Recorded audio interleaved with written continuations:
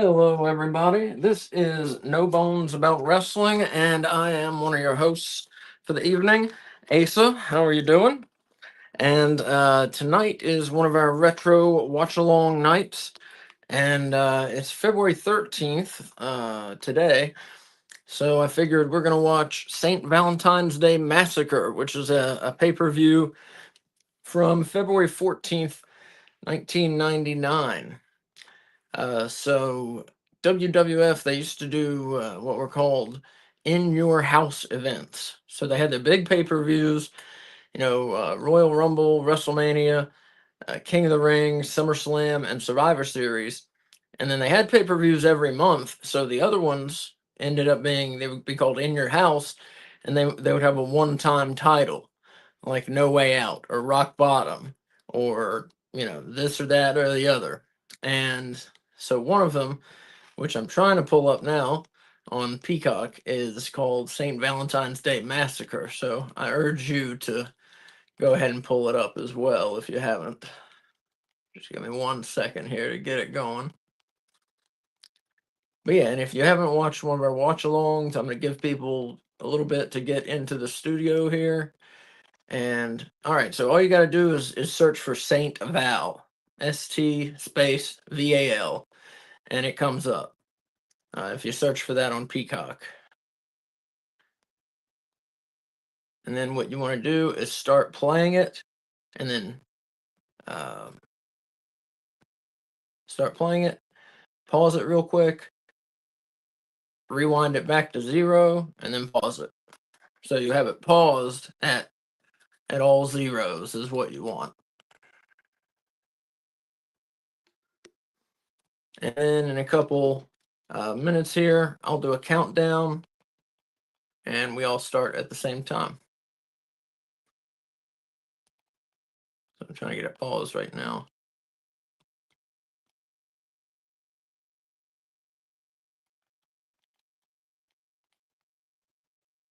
There we go. So yeah, I haven't looked at the card, but if you want, you can look at a spoiler-free card by just typing in WWF St. Valentine's Day Massacre spoiler-free card. I haven't looked at one, but I can tell you some of the matches on this. I know we've got Stone Cold Steve Austin takes on Vince McMahon in a steel cage match. That's your main event. The winner gets the world title shot at WrestleMania 15 because Vince McMahon, he actually won the Royal Rumble in 99. So at this point, the world title shot is his. So it's set up to be the winner of Mankind versus The Rock, which is another match on this show. The winner of that is scheduled to face Vince McMahon unless Stone Cold can beat Vince McMahon. So yeah, another match, we have Mankind versus The Rock. I forget who the champion is, who the challenger is, but we got Mankind versus The Rock. Might be a last man standing match. I can't recall. Like I said, I didn't look at the card. I know we have Al Snow in a match for the hardcore title. And what else is on the card? I don't know. I didn't look, honestly. I guess I could pull it up on my phone right now, real quick. 1 second.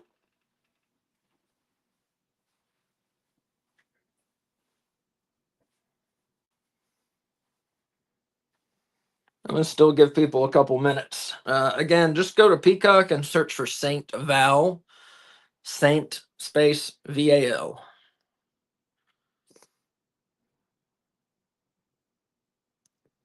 And I'm searching for St. Valentine's Day Massacre spoiler-free card, if you want to see it yourself. And that's on Cage Match. So yeah, if you've seen it before, like I have, I mean, I haven't watched this in fucking 20 years, I bet. But if you've seen it before, try not to don't spoil it for the people who haven't. Kay Fabulous is going to be joining me at some point. She's not seen this, and Willie is going to join us at some point. I'm not sure if he's ever seen this show, so two of your hosts haven't seen it even. So don't spoil it for the people who haven't seen it. Here's what we got going on. We got Steve Austin versus Vince McMahon.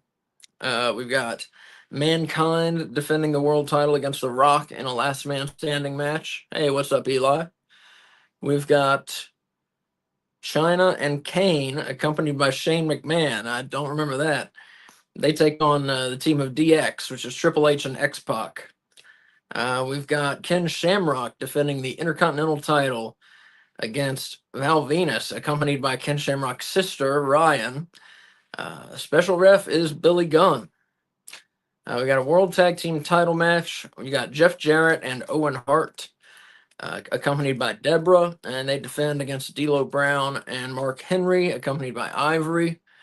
This is in the, I guess the Nation might have still been together. I'm not sure. I'm not sure if they were called the Nation anymore. We've got Midian versus the Big Boss Man, which I think is probably set to be the worst match of the night. Hardcore title match. I remember it as being a pretty entertaining match. It's Hardcore Holly versus Al Snow for the vacant hardcore title.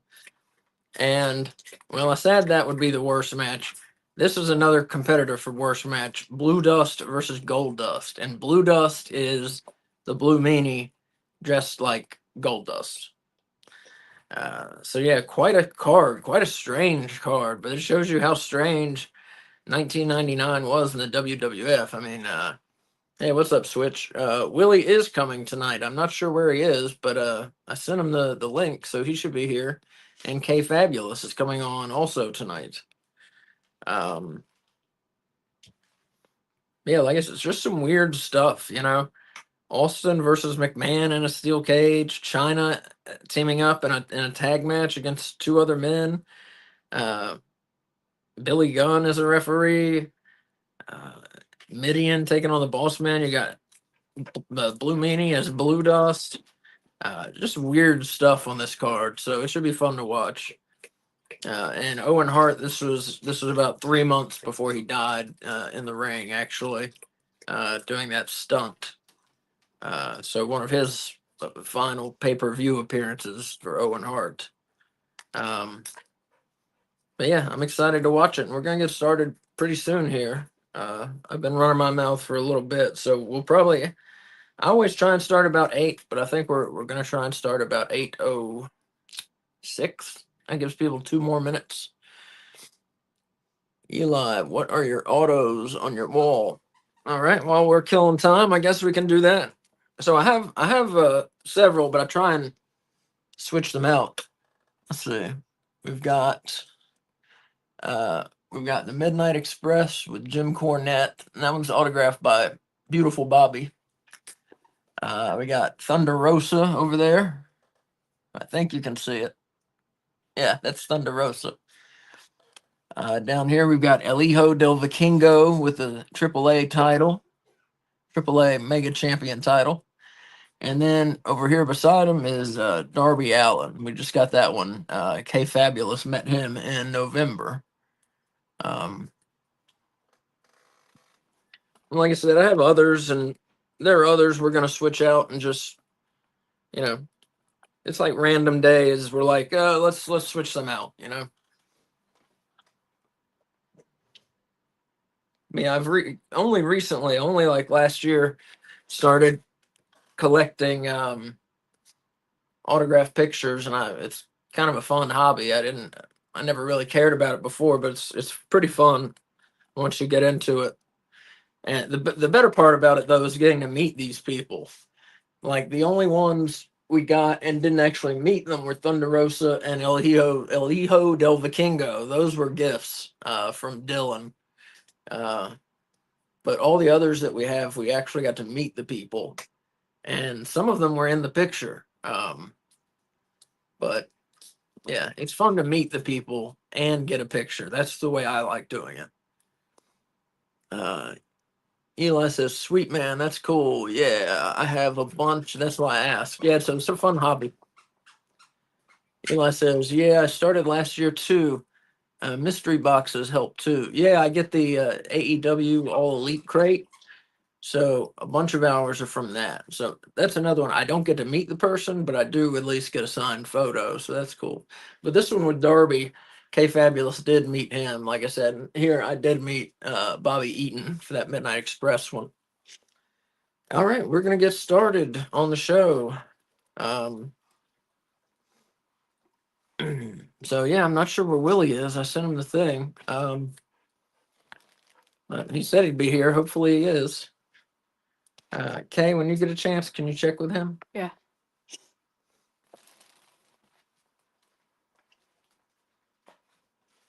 All right. So here's what you want to do: is have the St. Valentine's Day Massacre. You want to have it paused at 0 on your television. And so this was not the countdown, but in a minute, I'm going to go 5, 4, 3, 2, 1, play. That's the countdown. Press play on play. All right. So let's see. We have people here, not a ton, but as people come in, I'll say, oh, we're at 20 minutes in, we're at 30 minutes in, et cetera, et cetera. So we are going to count down and start right now. So 5, 4, 3, 2, 1, play. And again, if the time gets off for you, I'll do updates and say, like I said, say we're at 10 minutes and 30 seconds, 10 minutes, blah, blah, blah, all that.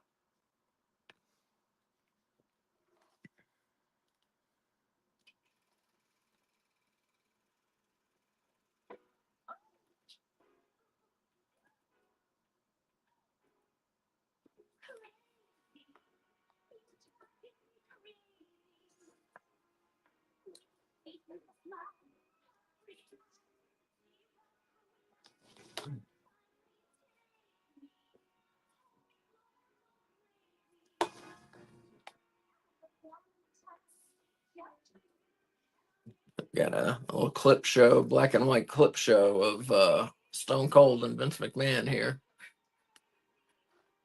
So yeah, if you missed the hitting play, we are at 1 minute and 2 seconds in.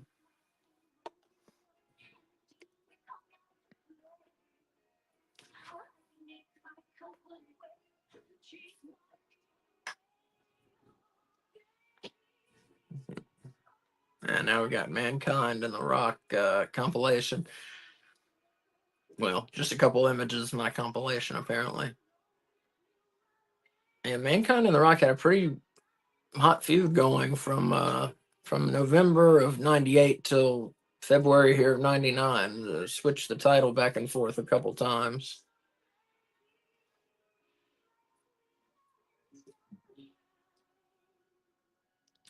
Very strange intro to the show. Here we go.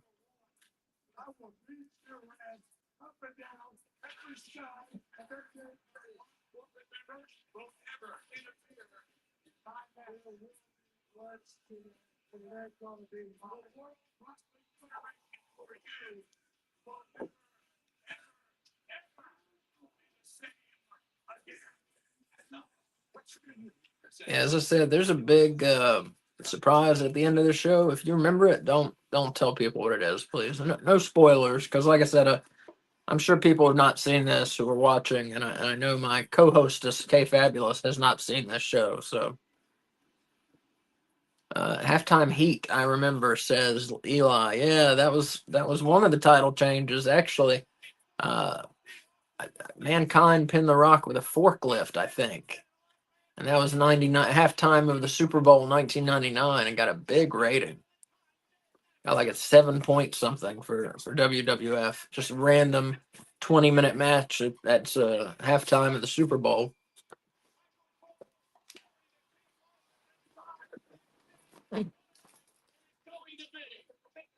Michael Cole, Jerry Lawler. This is when JR was out with health issues, I believe.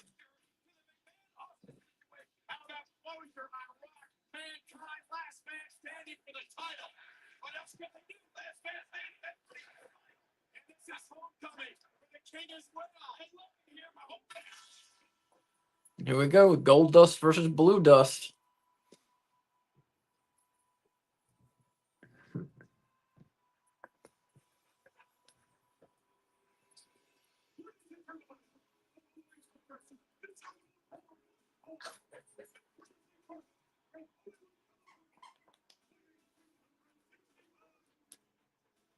What are you waiting on? I'm waiting for Nicole so I don't have to get up. Or should I just join? Yeah. Did you order food? Okay. You didn't send me the link, by the way.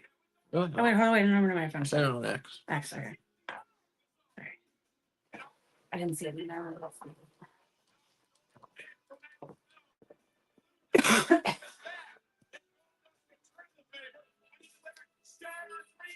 Can I turn the overhead light on? Oh, please do.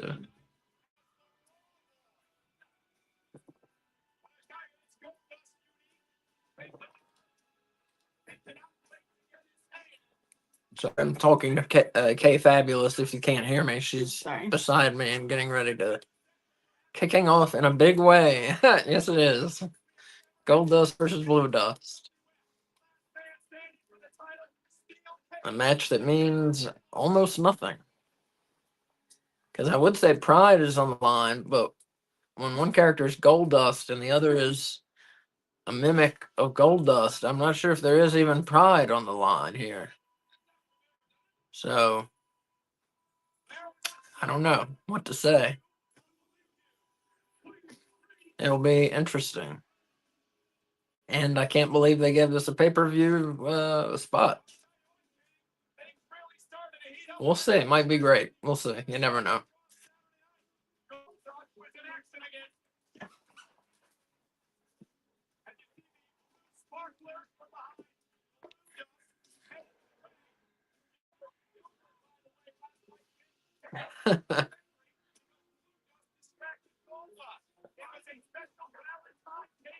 Eli says, I don't remember Blue Dust, probably for a good reason. Yeah, before I read the card for this, I did not remember Blue Dust. Oh my God. There he is. Jesus. You don't remember that shit.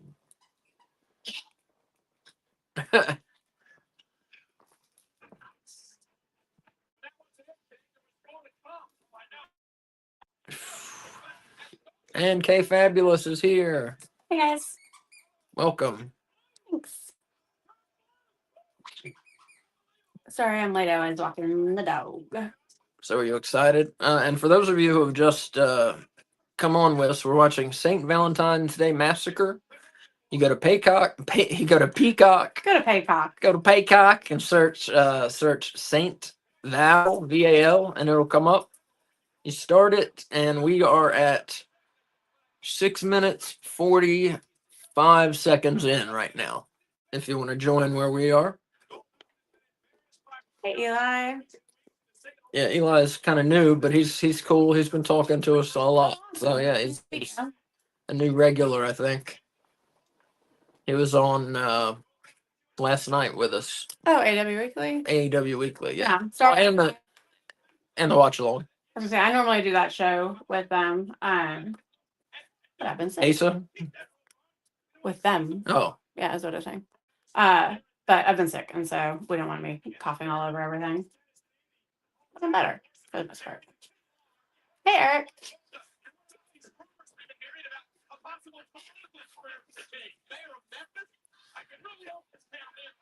And we got a couple more just joining us. So on St. Valentine's Day Massacre. Right now we are at 7 minutes and 43 seconds.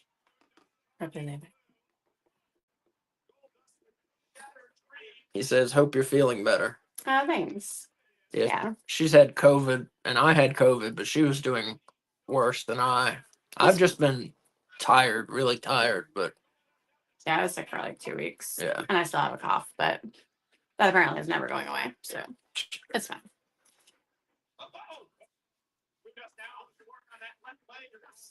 So I missed who is the Blue Meanie? Like, is that a wrestler that has other characters, or? He was from ECW where they did the Blue World Order. So essentially he is he is the Blue Meanie they were the bad guys in the Yellow Submarine movie.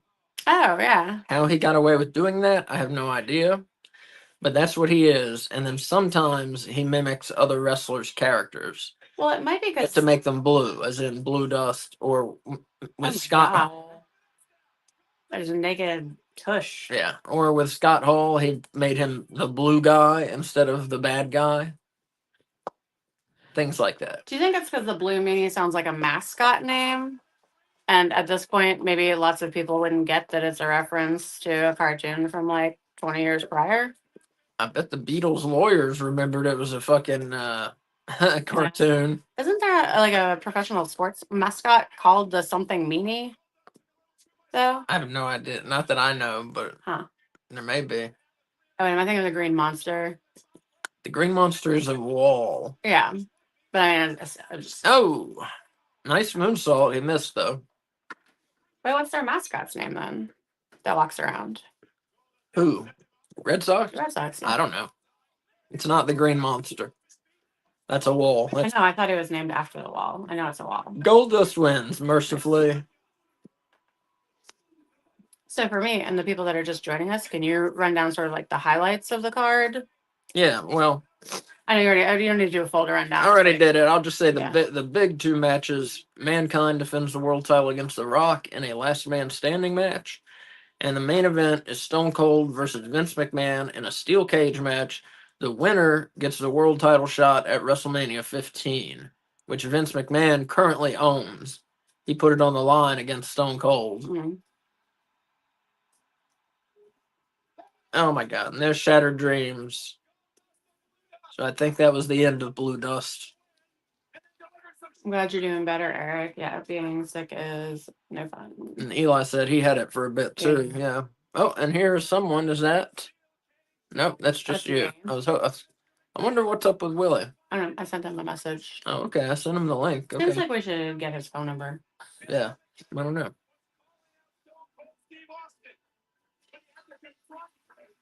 He might have gotten held up at work or something. Yeah, true.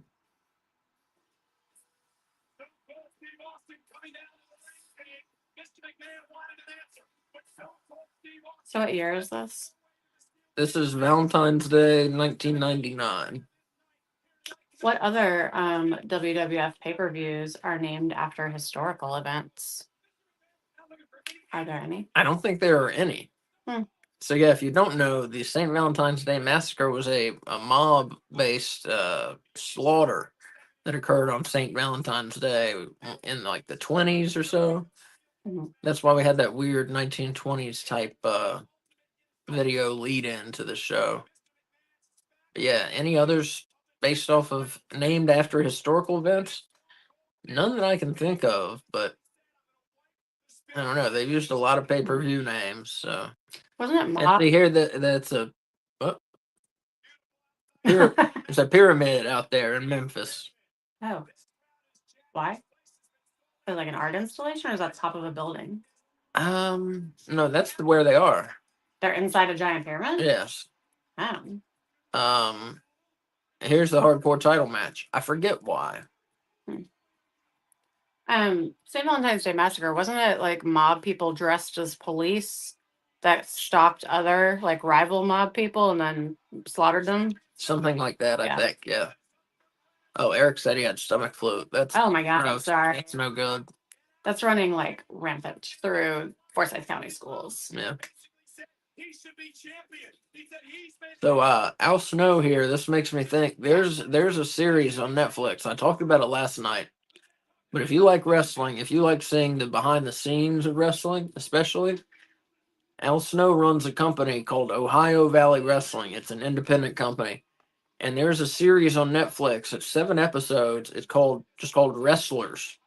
And so it's about the wrestlers, it's about Al Snow, it's about the owners, et cetera, et cetera. And if you have Netflix, you got to see it. It's just called Wrestlers, and it is it's 7 hours, and it's about, 7 episodes, about like 9 hours in total, something like that, and it's really well worth watching. I would definitely check it out. Can I say my favorite part? I was gonna say this is Hardcore Holly he's facing, but yeah, go ahead and spoil it for everyone who hasn't seen it. What's your favorite part? That is not what was going to happen. It's not like an event the coolest thing to me, because like I don't have any experience like in the wrestling world as far as like backstage or on stage or anything, or in the ring, I guess.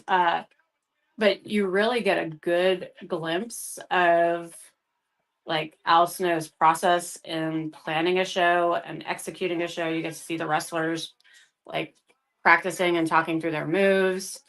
You get to hear him from Gorilla calling things to the announcers. You get to hear the ref talking to the wrestlers. So that to me is like super fascinating to kind of see behind the curtain. Um, and also just like to see Al Snow's like pride and love in his company is really nice. Mhm. And it's weird because even in a lot of things that are, behind the scenes, so to speak, Mhm. they don't show you the relationship with the referee. Mhm. They'll tell you, oh, the wrestlers come up with the match and the wrestlers do this, and here's somebody's producing the show, but they don't tell you about people talking to the ref passing message, the ref passing Mhm. objects, Yeah. etc. That doesn't really get talked about as much as everything else. So it is interesting to see the entire process exposed like that. Which, when I was a kid coming up, that was a no.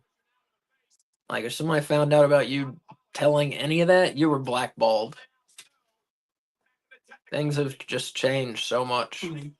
And if you watched AEW All Access, which I kind of expected to be like that, but it wasn't, this is a way better behind the scenes Oh, yeah. look. Yeah. But yeah, Wrestlers, it's called. Highly recommend it. I don't know. I might change this. This picture's a little confusing, isn't it? What? Behind us? Oh. What do you think? That's a little confusing. That's terrible. Yeah, I'm going to change that. Their heads below I us meant and to their change it. bodies. No, I know. I meant to change it already.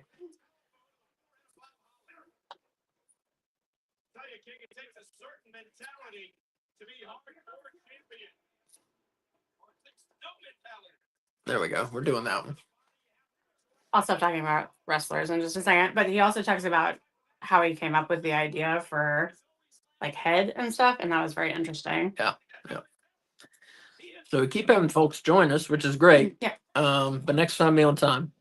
Don't be like that. It makes it easier for you, makes it easier for me, makes it easier for everybody. Don't listen to him. Do whatever is best for you. And also do whatever's best for you, but try to be on time.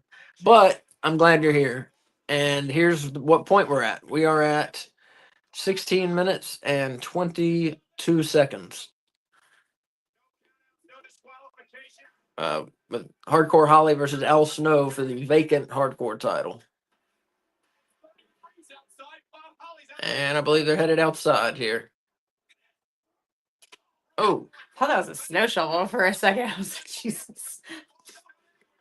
You never know in these old hardcore matches. Yeah. We're gonna play. Let's say that one.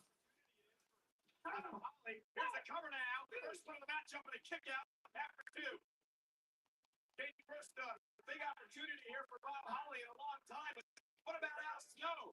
For 13 or 14 years, Al Snow is trying to get the next show here in the WWF.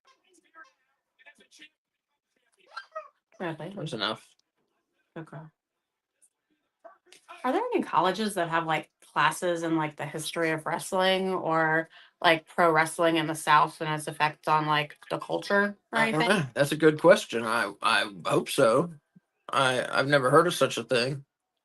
Interestingly, my sister took history of rock and roll at the University of Florida. So, but with all the like specialized classes nowadays, maybe there'd be a pro wrestling one. Al Snow getting beaten with a fire lane sign. Isn't that like illegal to take down one of those signs? Yeah, but their owner's a millionaire at this point, so certain things don't really become illegal anymore if you have enough money,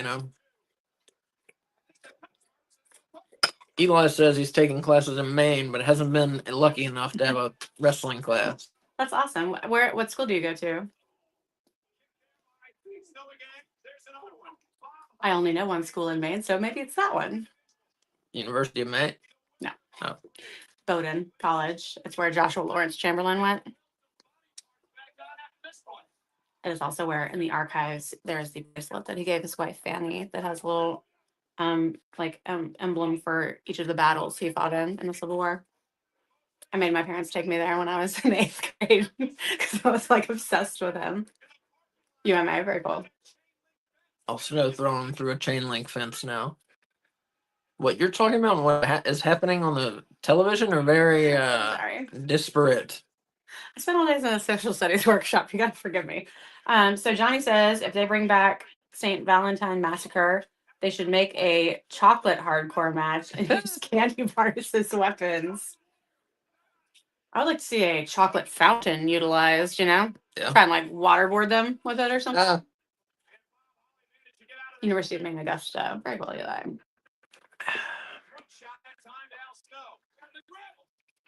I'm a big fan of learning. Yeah, she's a teacher if you don't know her. Mm-hmm.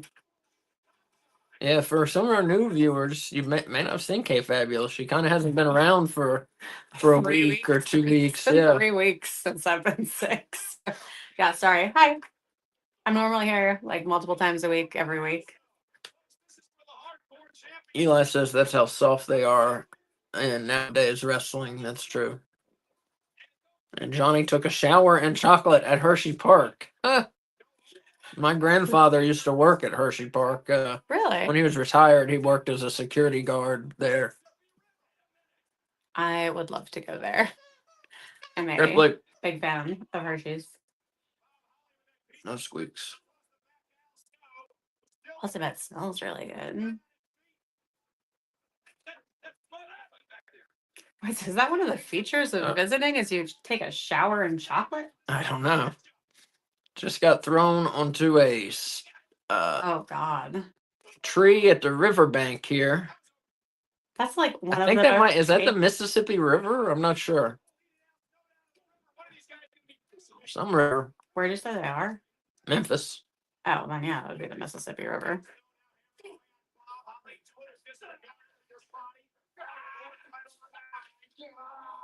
Getting thrown on a big pile of sticks like that is like probably one of the most painful things I've ever seen in wrestling. Oh. Mississippi River, yeah.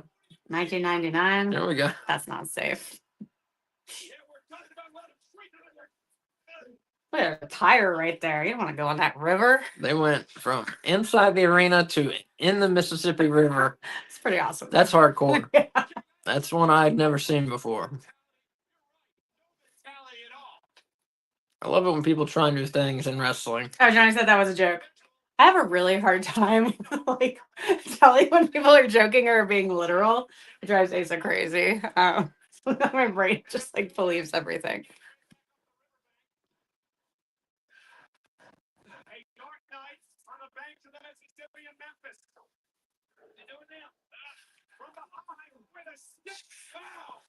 A stick bounced off the back out snow and hit the cameraman. Our cameraman covered out by Bob Holly, hook to the leg, and a kick out again by Al Snow. Oh, Eric says that WWF had a lot of TV tapings in Hershey's Park. Mm-hmm. That's cool. Back in the day, yeah, had more of them. The true definition of a falls count anywhere, says Johnny. Yes, well said. I think that was Eli. I'm sorry. That's always hard. Yeah, that's tough. That's tough. Eli talking about his professor who passed away. And Al Snow with karate blows to the kidneys. Oh. What was that? They hit him with a stick. Oh. Hit him with a big stick.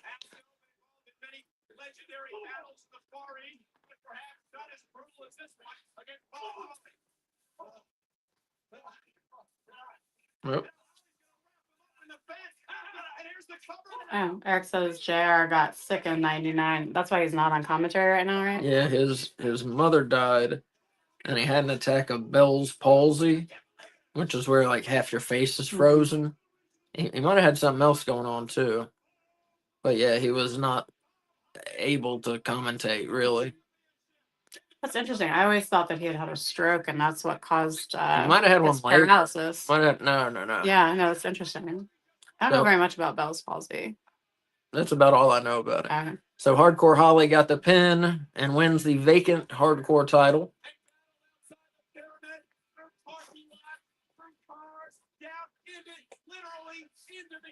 So Eli says, I wish they would do more of this in today's wrestling, but it's a little dark to see what's going on.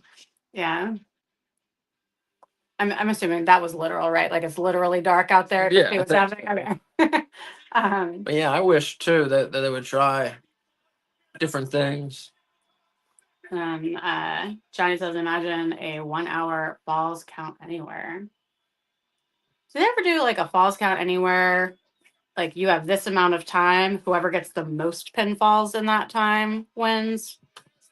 Yeah, I saw that once. It was for the hardcore title. Mhm. I believe it was who got the most falls won the match. Yeah. Mostly they stayed by the ring, but I think it was falls count anywhere. Mm. I don't remember what show. It was right around this time. Had to be like Nice. 2000 or so. That's gonna be exciting, like an Iron Man match, but like falls count anywhere, and you just try and get as many pins as possible. I mean, if it weren't like ridiculous like the hardcore title, yeah, that would Oh, yeah. be exciting. Yeah. Something that's kind of like that is a Texas death match, where it's falls count anywhere, but you have to get up. Oh, I After see. you Yeah, I fall. guess that's true. Yeah. Oh, here's the Undertaker worshiping the devil, I guess. One ministry. Let it be known. There's Gangrel, Edge, and Christian. This is when they were vampires.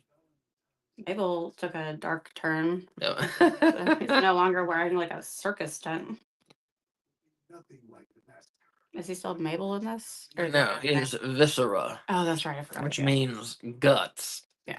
Step into the ring with the boss. You will take his soul. You will weaken his body. Tonight, the power from beyond is spoken to. Our faith and our purpose in life begins tonight. So Johnny says places you would like to see a falls count anywhere. I would like to see it at a theme park, not necessarily Hershey's Park, but like Disney or like Universal, like going through the park on rides, That'd be kind of cool. through some of the restaurants, like around the animatronics. That would That'd be be cool. really fun. In a forest, Oh, in the woods, I think would be really neat. It would depend on the characters. You know, you'd have to have different kind of characters. the righteous in a forest. That'd be cool. Yeah, Little something hippie like cult. that. Yeah, something like that. And I mean, this is a little bit different because it wasn't false count anywhere, but I really liked when it was during the pandemic and WWE did the Money in the Bank match throughout the headquarters of WWE in Connecticut. Mm-hmm. It was That's just cool. so creative to like see them going from room to room and floor to floor and seeing like the giant Tyrannosaurus Rex head that Vince owns Mm-hmm. and stuff like that. Just very creative. Not head, skull, rather. Oh, what skull? Yes. You thought I was talking about an actual severed head with like Never know. flesh? Never know. Here comes Midian, formerly known as Henry O. Godwin of the Godwin Oh, brothers. no. Pig farmer. Now Pig farmer. Now carrying a pig foot? What is that? eyeball. No, it's not. It's flat. Looks like a pig's ear. I believe that's an eyeball. Why is it flat like that? It's not. It's an No. eyeball. No, maybe it's the optic nerve. There's the optic nerve. Yeah. Yeah. I went from gross to grosser. So this will probably be the worst match of the night, I got to imagine. Big Boss Man can have good matches. Midian, I don't know if he can. But yeah, if you're watching this show, it feels like you're playing the video game WrestleMania 2000 on N64. Like, this game is exactly the roster of, this show is exactly the roster of that game. Hmm. Very much so. Like, there's no one on this show who is not in the game, and then there are more people in the game who aren't on this show also.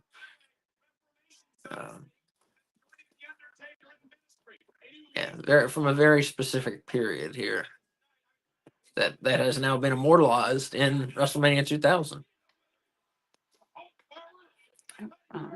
We missed some, I think. Yeah, missed several. Well, let me catch up here. Sorry, guys. WrestleMania, they did something similar, says Eli. Yeah, Mhm. WrestleMania 2000 is what you're talking about. I don't know what we're talking about there. Maybe the hardcore match.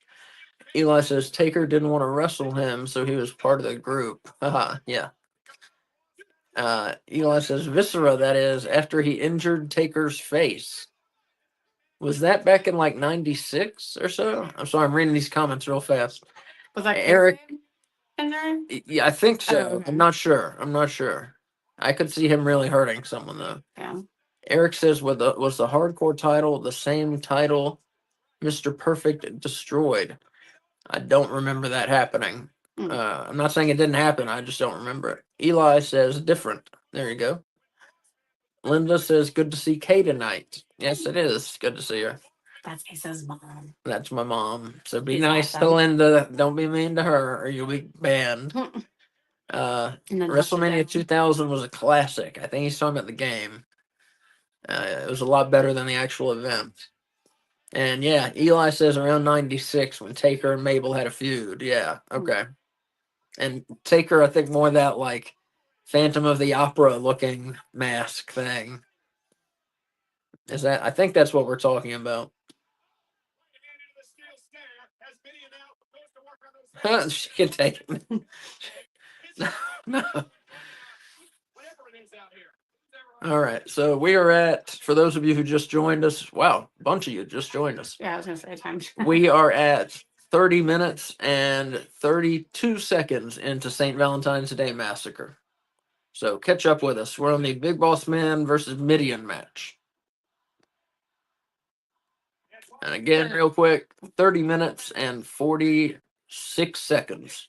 So I get Midian's supposed to be like part of this, like The Ministry of Darkness, yes, they're called. But like from far, like him walking in the ring, I was like, why does that dude have ashes, like Ash Wednesday, on his head?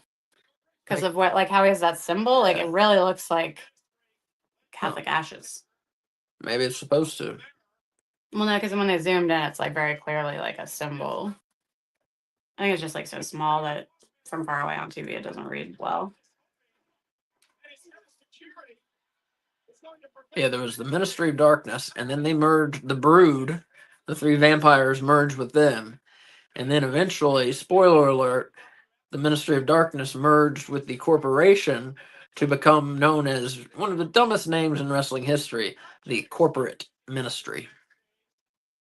And it was like 15, 16 people in it. God. So Johnny says, better decade for The Undertaker, the 90s or the 2000s? Oh, 90s, yeah. Yeah. And that's, Eli says that, and so does Switch. Yeah, 90s. And so does definitely. me. Yeah. I like, because my favorite Undertaker period personally is 90 through like 94, 95, when he still had the gloves, the long gloves, and like his first and he still had the like tattered sleeves. Oh my goodness, he was one of my favorites then. And they did the under eye makeup that made it look like he hadn't slept in like 7 months. Right. Yeah. They tried to make it very convincing that he was actually a dead person. Mm-hmm. That's my Undertaker. Yeah, the early Undertaker. And Eli, like, it wasn't me, Austin. It was me all along. I'm guessing that was Vince who said that. It Yes. sounds like your Vince voice. There was that wasn't a good Vince. No, it was pretty good. I mean, I knew who it was without knowing who said that. The Ministry of Darkness there was like a higher power, and the higher power did this and did that and commanded the Undertaker, and everyone's like, who is it? And then they kidnapped Stephanie McMahon, and they go and they show the driver of this hearse, and the guy takes off his hood, and it's Vince McMahon. He's the higher power. And he goes, they're in the ring. And he goes, it was me, Austin. It was me all along. And a lot of people hated that, but I loved it. I couldn't believe it was Vince. Where were we? Mr. Perfect destroyed the old WWF title at a Saturday Night's Main Event taping in '90. Yep. And Eli said Vince quote there when he revealed himself as higher power. Yeah. Switch says good Vince voice. Thank you, Switch. It's one of his best impressions. Kay can't. Kay maybe not seconding you on that. No, it is one of your better, because he does lots of voices and accents, and he's terrible at almost all of them. I say as his very supportive wife, but Vince, he's pretty good at Vince. Wait, so this one they had the higher power, and then WCW had the powers that be. Correct. Which were not supernatural. Okay. It was just it's just a guy, yeah. on the desk. Did he have a cat? He did not have a cat. Or like a metal glove? No metal glove. Let down. No. Just a guy behind the desk with Vince Russo's voice. Huh. But it was never revealed that it was Vince Russo. Big Boss Man wins. He has like the most identifiable voice out of anyone in wrestling, maybe after Vince. Well, but no one knew then. Like, unless you were on the internet, you didn't know. Oh, I got you. Yeah. So switch the higher power was supposed to be Jake the Snake. Oh. That's interesting. That would have been great. I didn't know that. I've never heard that. Uh-oh. Oh, and Eli saying, no, actually Christopher Daniels, not Jake the Snake. Never heard either one of those. Yeah. So, interesting. Yeah. Something's going on, I think. Undertaker's coming out. I think he's coming to get Midian, maybe? Something like that. I don't know. Well, I think Christian was in the Brood, right? With like long hair. Right. And now in the ministry. Yeah, he and some other people went to the ring after the match. So. Security as the Undertaker looks on. Got the boss man down. This king. I like Christian so much better now than I have ever liked him in his time in WWE. I liked him best as a vampire. Definitely.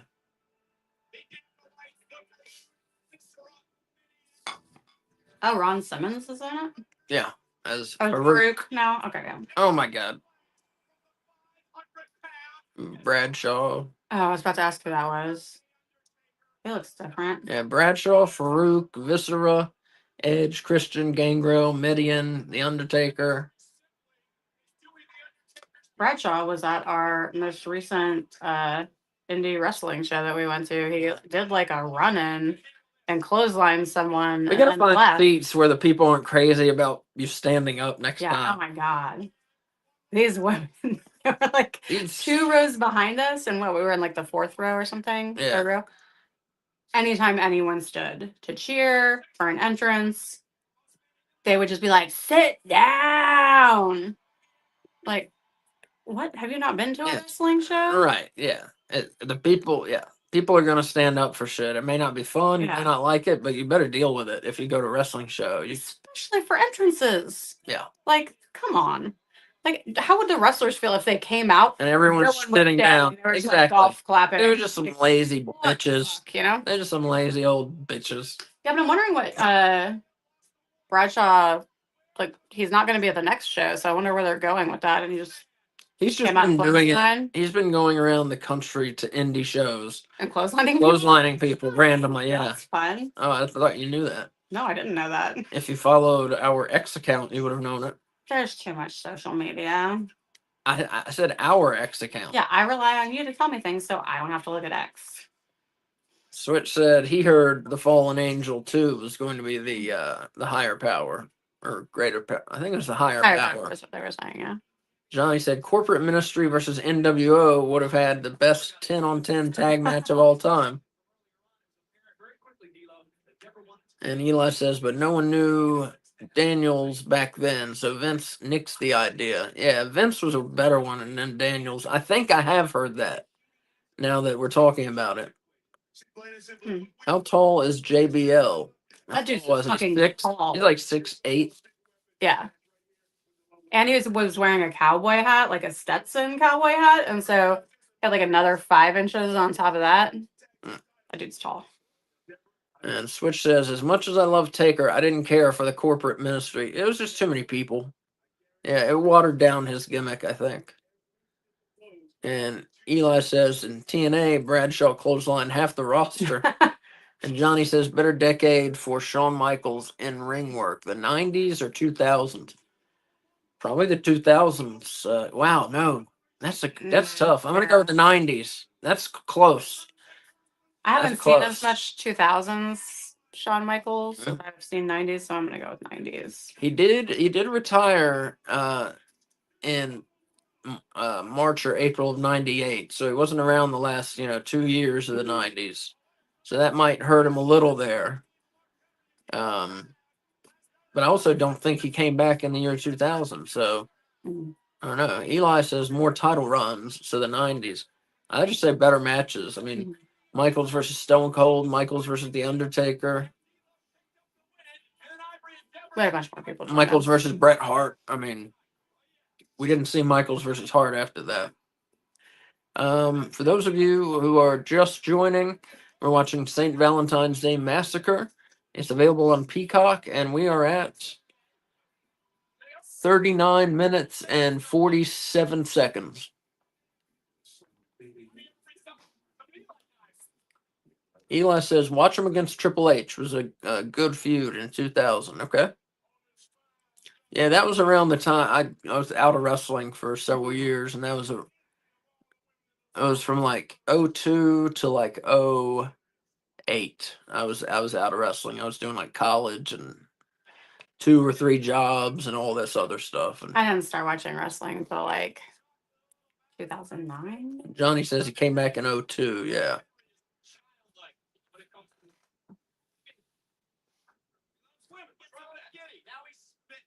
Who is that with Mark Henry?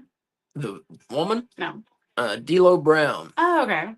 That's the guy Who who, draws, right? yeah, he's paralyzed, I hate that he's draws. like known for like that's what I know him for. That's Well, what I thought it was, but I wasn't. he's the guy who does this. Oh, is that where you get it from? I don't do that. Yeah, you do when you're dancing. Really? Yeah, yeah, you do. Maybe it is the guy where I get it from. Jeff Jarrett. Double J. Future world champion here.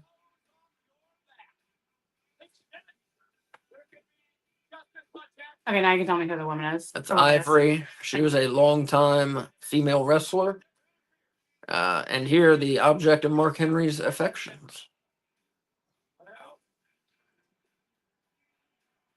And Deborah was Steve McMichael's wife, but then she dropped him and she got with Stone Cold. And there's Owen. Who's that with Jarrett? Oh, the man? The woman. Oh, I just Oh, said. I thought you were talking about the other one. I'm No, sorry. that's Deborah McMichael. Yeah, Oh. she was dating Stone Cold, and I believe they were married, and eventually, I believe he was. I don't know if he was accused or convicted of domestic whatever.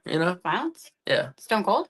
I forget if it was just accusation or conviction. I forget. He never went to prison. Yeah, hopefully just accusation. Hopefully. Well, yeah, Jimmy Snuka never went to prison either. That doesn't mean anything. Vince had a lot of money. Yeah, hopefully that's not true because I love Stone Cold. Even if it is, though, you don't know if the woman was lying. I mean, who knows? Only they know the real situation. So I try not to judge people for things like that. If I don't really know, I don't judge people because if you don't know, you don't know. Well, usually if they convict them, there's some sort of physical evidence. They don't just And juries will do anything. You never know. Juries are fucking stupid. Have you not seen Dateline? Yeah. Juries will do anything. You never know what a jury's gonna do. They're dumb. That's why you always ask for a judge trial. Who was it that said they don't trust juries because you're being judged by a group of 12 people who weren't smart enough to get out of jury duty?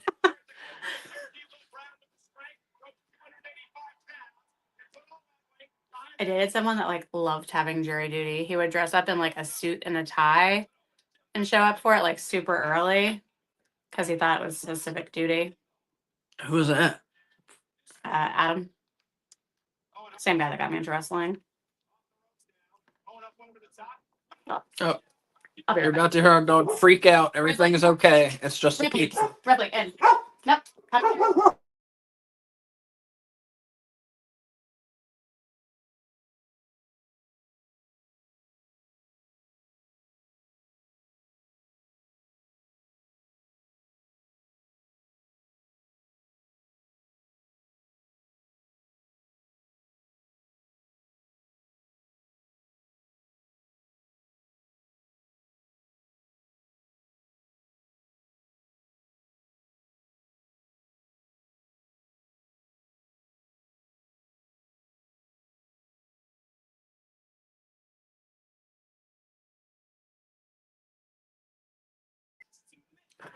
Sorry about that. I muted it while the dog was going crazy.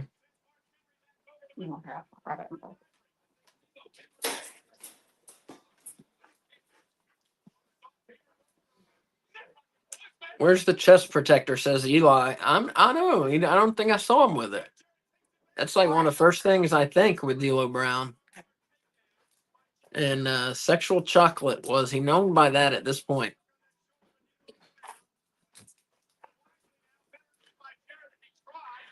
I don't think he was yet. Later this year, 99, I believe. And Eli says, same here. I wasn't there. Yeah, I try not to judge people unless they really, really seem guilty. then I'll judge them. But I try not to if I don't know,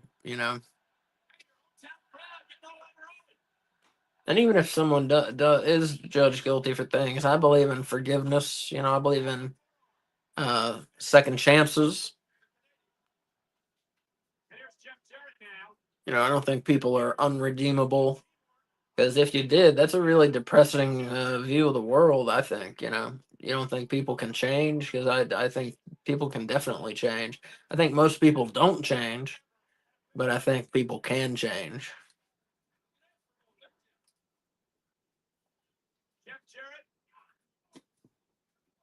If Jarrett choking D'Lo there.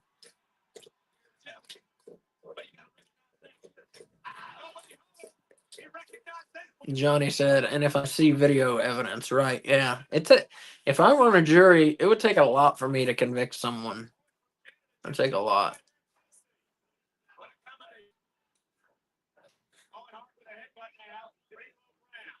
Just because I don't want to, convict someone who didn't do something. That's terrible.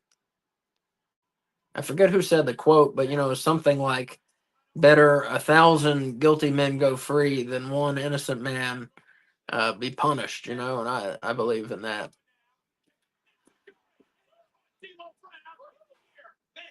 This one's over. Here's the cover, and somehow D'Lo got the shoulder off. And it's a great kick echoed throughout the pyramid. And Owen in there doing his thing now, one of my favorites.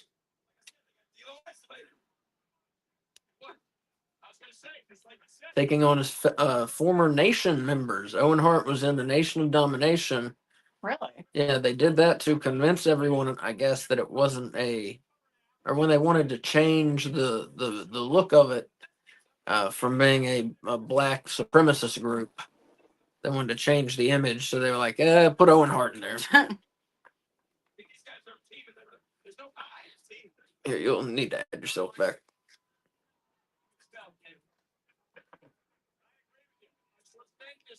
Ripley, don't you like my stop it. I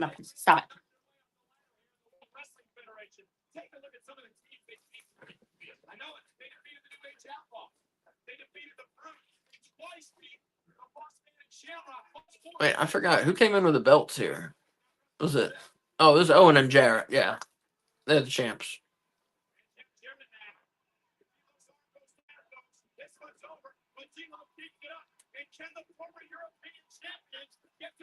Oh yeah, D'Lo was a great European champion.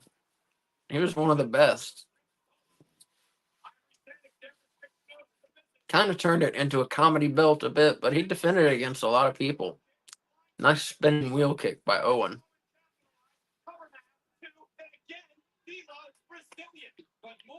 teamwork from Owen and Jeff. Johnny said some people are unredeemable, second chances a bunch of times. Yeah, but I think people deserve more than two chances. That's just the way of saying it, second chance. I know everybody doesn't think that, but I think it depends on the crime. it depends on the crime. You get locked Definitely. up for fucking ever and you get your balls cut off. I don't know about that, but locked up forever. Yeah, definitely. Leave it. Yeah, right. Like some crimes you don't. Yeah, like rape, messing around with kids, murder. If we're sure you were a murderer, even I don't know, murderers. It depends why you murdered someone. Depends why. Like did they fuck your wife? Then I think you can be redeemed. It might even like I wouldn't convict you if I were on a jury if they fucked your wife. But like if they just did it because they're a crazy person, then maybe keep them in prison. Vince should have to stop the show at Over the Edge. Johnny says, "Yeah, I agree. Definitely should have." And Switch asks, "Do I think Owen should have gone to WCW with Brett?" I 100% think he should have gone with Brett. I'm not sure why he didn't. I think he just thought his career was kind of on the way up in the WWF, which it was a little bit. I remember the Dark Side of the Ring. They talked about like how much he was in this for supporting his family. Yeah. And like that was it seems at least from that was like his primary driving force. Yeah. So I could see staying in WWE if that's where you thought you were going to make the most money. And yeah. And WCW by 99 definitely looked well, it didn't look like it was on its way out yet, but it definitely was not doing great.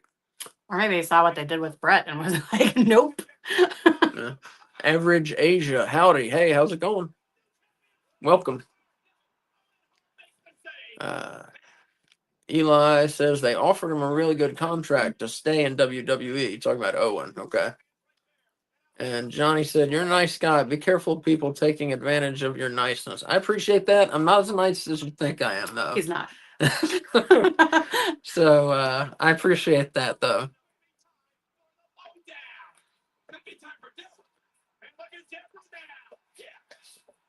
And so for those of you who just joined us, we are at 51 minutes and 5 seconds. It's gone pretty quickly so far. Leave it.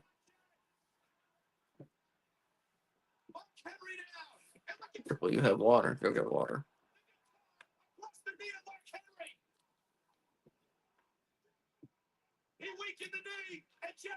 I think that might be it. The ref did not see the guitar smash or see the pieces in the ring. Mark Henry gives up. Owen and Jeff win.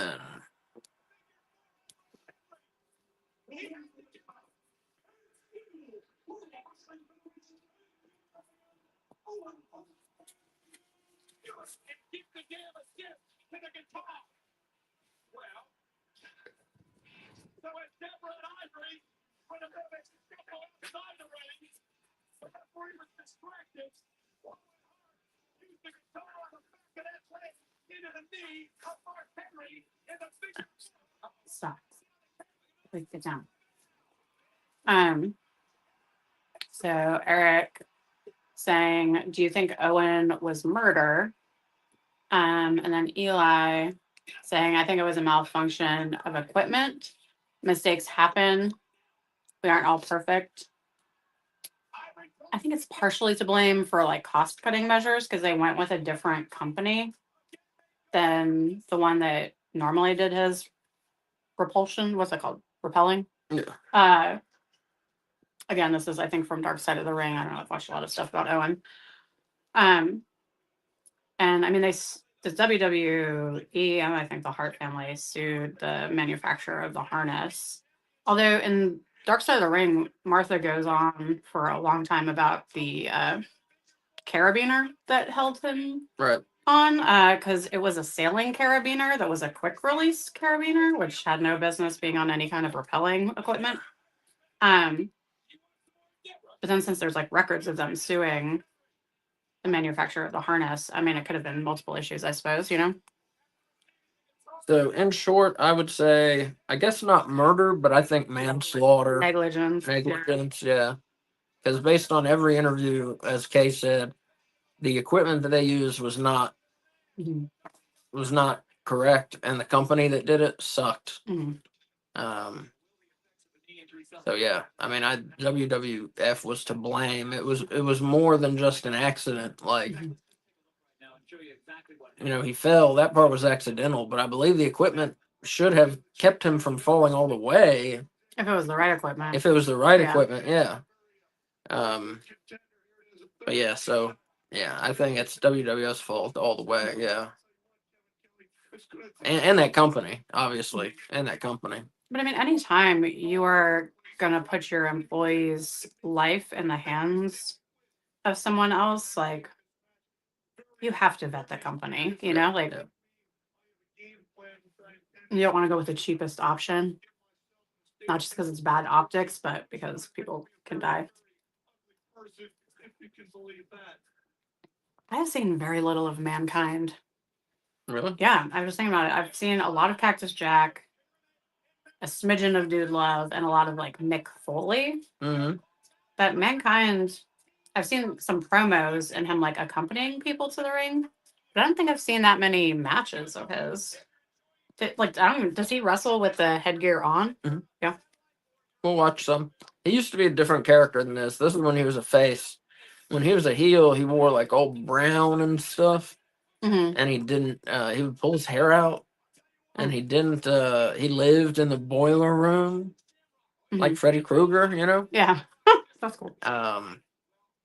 Very different, very strange character, like a very horror based character. Mm-hmm. Definitely. Oh, here's Val Venus. Is he the porn star? Yeah.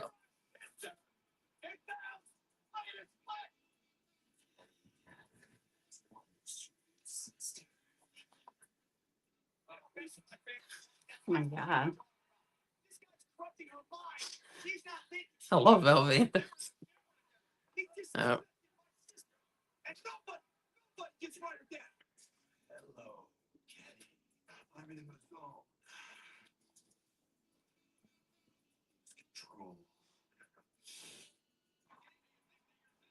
Val's dick got him in trouble a time or two.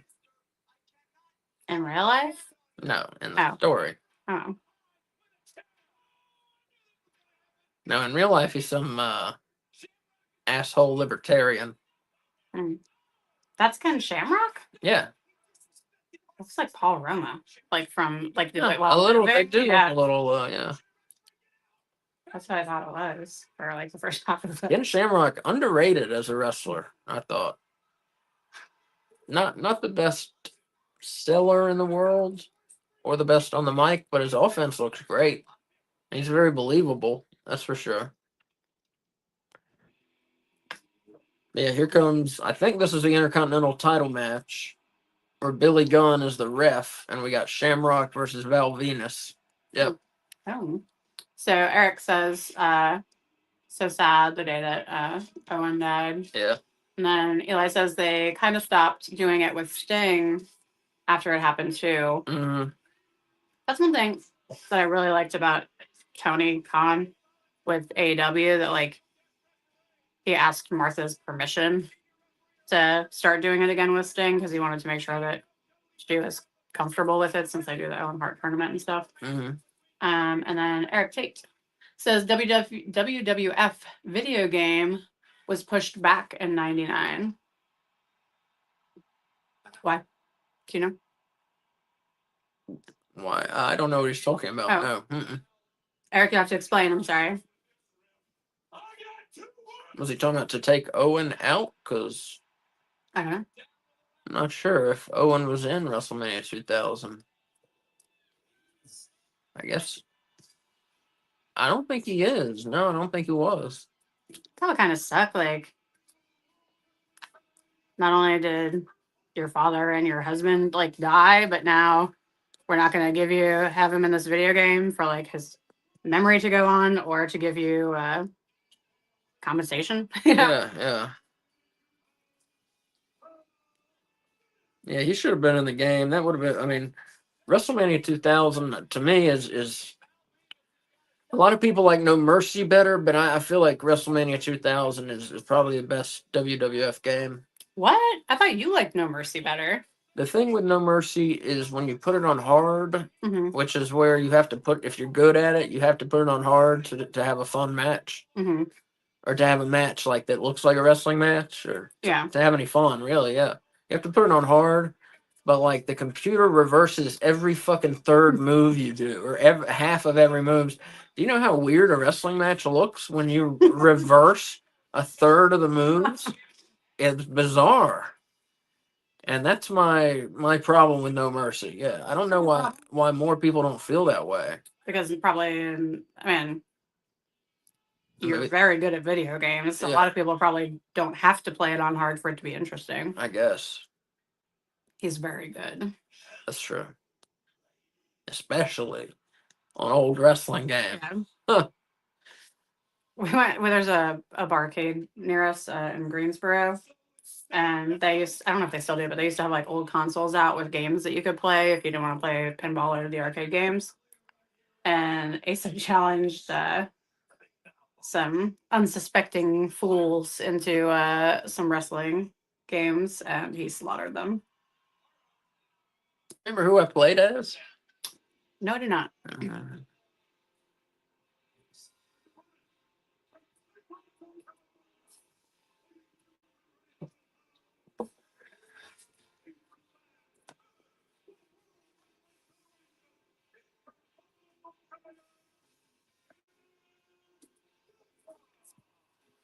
If it was a WCW game, so I think probably if I was playing a stranger, I would probably either pick Sting or Goldberg or Jericho, maybe. So Eric Tate's saying he was in the game. Owen?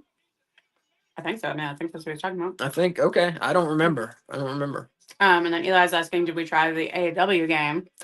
Yes, we did. We purchased it multiple times on multiple systems. Yeah, I love it. I know I like it too. I'm in the minority there, but I think it's a tremendous game. And I mean, they were going for an old school game. They weren't making something to rival 2K24, you know. They were making something for old people who like the old 2000s wrestling games, and I think they nailed it. Now, it's not perfect. I have complaints with it. I'm not going to go into all that. I do have a review I posted on YouTube. There's a review I did of Fight Forever, and you can hear my complaints and more of the good points too. But I loved it. I thought it was great. And the reviews before any of the DLCs came out. Right. Yeah, correct. I was like, yeah. pretty. It was like right. Point, yeah, it was like 2 days after it came out or something, bro. Yeah, and I really liked it because I love playing video games, but I don't play fighting games because I suck at them. But I don't know if it's just because I was like super into like playing Thunder Rosa, but I feel like the controls for someone who's not super good at fighting games, they were much easier than like any of the other games I've played like that. And that's one of the things about the controls of like games like that and Revenge and whatever. And the best video games, easy to learn, hard to master. Mm-hmm. Those are my favorite kind of games, I should say. Where you can figure out how to play in 5 minutes, and then you can figure out the rest of your life figuring out strategy for it. That's the kind of stuff I like personally. I like open world RPGs. Well, and we're playing Final Fantasy X, which is not an open world RPG, but I'm struggling with the can't move the camera. No, you'll be fine. You'll get used to it. You know I will. It's just the first time I've ever played like that. So it's like I keep trying and it does nothing. It is strange, yeah. Yeah. When you're not used to that, it's definitely weird. But yeah, I liked Fight Forever very much, and you're reminding me, Eli, I need to buy the rest of the characters before you can't buy them. So I'll make a little note for myself. Who are the new ones today? They had a Tony Storm in one of them, right? Yeah. Swerve Strickland, etc., etc. I'm gonna do that actually. Didn't they have the bunny like after she'd already left the company? She was in the first DLC, I think. I think she was in the first DLC, yeah. Eli said Revenge was the best. Yes, it was, Eli. You are correct. Fond memories of that game. Yeah, Revenge is the best because they'd done WCW versus NWO World Tour, which at that point was the best wrestling game ever made. Um, and then the engine got deeper, and then we added the cruiserweights like Jericho, Ultimo Dragon, Rey Mysterio, Hoovy. I added all those cruiserweights, and then we got moves where we could, jump over the ropes out of the ring, where we can do, more flips, where you can bounce off the ropes, things like that. And the engine really got great, and that roster on Revenge, God, forget about it. Like the cruiserweights I just named, Hogan, Sting, Randy Savage, Roddy Piper, Kevin Nash. Uh, you can go on and on. Scott Hall, Scott Norton, Rick Steiner, Scott Steiner. I mean, just Lord, the roster on that game was tremendous. Yeah, it was hard to kick out in AEW. So, when we first started playing, our friend Dylan, who does stuff with us sometimes, was like, "This game is impossible," and it was like the kicking out that he was really struggling with. And I don't know if this is your situation, because it's hard to believe that more than one person would think this, but he thought when it was showing you what buttons you can press to try and kick out, he thought you had to like make a claw and press all of them at the same time instead of just like slamming on one of them. And so that made it very difficult for him to kick out. But we didn't do that kick out, did we? What do you mean? Is that what we used? There was one option where you can match the sliding bar, or one where you can just press the button. We did the button press. We did the button, okay. Yeah. Probably just that's what I was used to. Well, plus, like, if you're, I think one of the, maybe the triggers or the bumpers were an option, and so because there's two of them, you can just go back and forth, and so it's a much faster. I remember that. Yep. Michael Mack says he likes.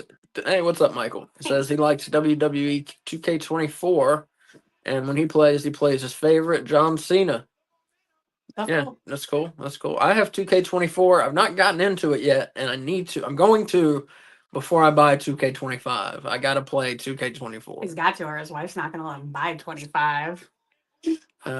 Johnny says No Mercy and Here Comes the Pain are his two favorite wrestling games of all time. I haven't heard of that one. Here Comes the Pain. Yeah. It's very popular. It was called SmackDown. Here Comes the Pain. There was a SmackDown series. It was like 3 or 4 SmackDown games, and that was probably the best one. You could do crazy shit on it. It was awesome.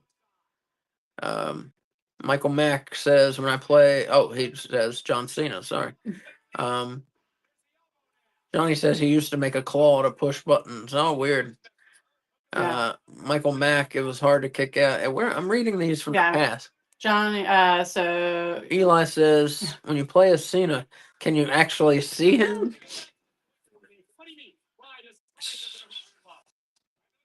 My student. And Michael says he's coming to A&E. I guess maybe they're doing a biography of John Cena. I'm not quite sure what Michael means there. What were you saying? I was going to say my students, I have a computer charging station in my room, so they go to like their other classes and forget to get their computer. And so there's 2 of them that every time they come in, they're like, "You can't see me, you can't see me, you can't see me." And I always try and pull up the John Cena theme music to play while they're saying it, and I can never get it up fast enough. That's funny. Just keep it up. Yeah. Keep it pulled up. So yeah, for those of you just joining us here, or if you've gotten off the time, we are at 1 hour, 7 minutes, 7 seconds. The show's gone by pretty quickly. Yeah, well, I think we've been talking most of it. Yeah, that's true. And Johnny says WWE should re-release No Mercy and Here Comes the Pain. I agree. Yeah, they'd make some money if they put like both of them on one disc. I think that'd be great. Eli says LFG is similar to old school Tough Enough. Very cool concept. LFG. I don't know what LFG is. In my head, it's Let's Fucking Go. But Yeah, I don't know if that's. I don't know. Oh, I think there's a new WWE show where it's like training and people get kicked off and things like that. That's not part of the ID system. I think it's the LFG that they're talking about. It's like a reality show. We should probably check it out. Speaking of reality shows, if you haven't been watching the Joe Schmo show, you should check it out. It's funny. You got to watch it from the beginning. Yeah, definitely from the beginning. Yeah. But yeah, in short, it's the Joe Schmo show. The Joe Schmo show. It's a reality show, but everyone on it is an actor except one guy. So the whole thing is just a joke on this one guy, and they're trying to see how much weird stuff they can do and how crazy they can drive him until he realizes it's all a joke. Mhm. Um, And the prize money is real. Like, he's going to actually get the money that Yeah. they said he could win on the show. And it really seems to be like I wasn't gonna watch it because I thought it sounded really mean. But like they genuinely want him to like win the challenges and stuff. Like because they he's a really care nice about guy. him, you know? Yeah, He's like a good guy. He's like the world's nicest guy. Mhm.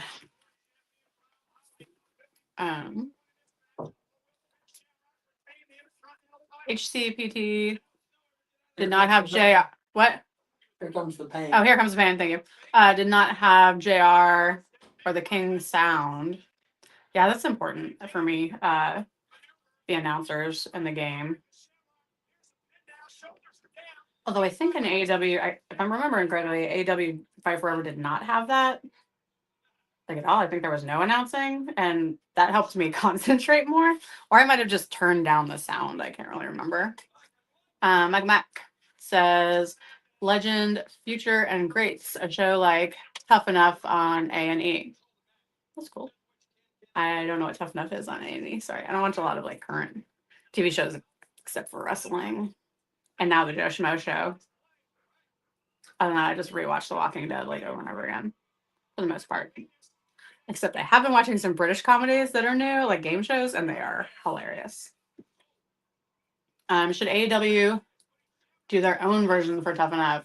We're going to have to wait for Asa to answer that question because I don't know what Tough Enough is. Sorry.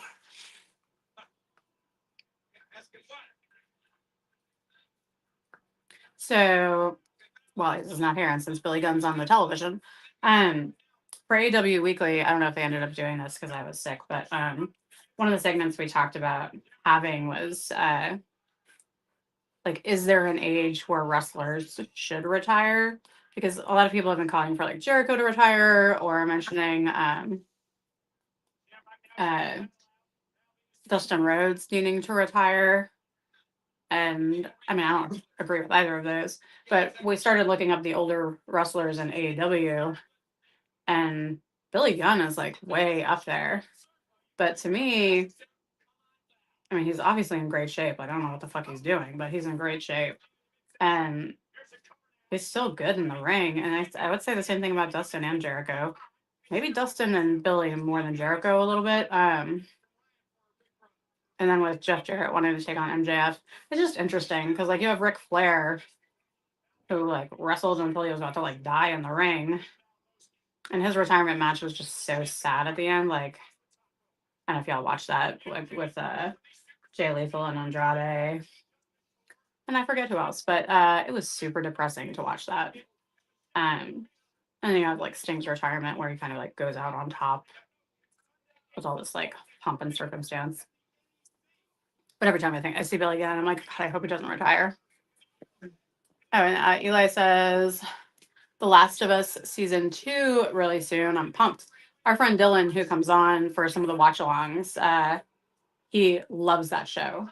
We haven't watched the first season yet. We said we were going to watch it. He's coming down in March to visit us, so we're going to watch it with him then. what the The Last of Us. Yeah.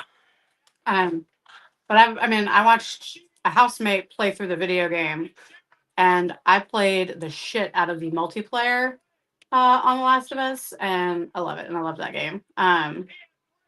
Especially for a game that I personally never like actually played the story mode on. I have it, but I've not played it yet. You have it? Yeah, I have it on PS3. Wow.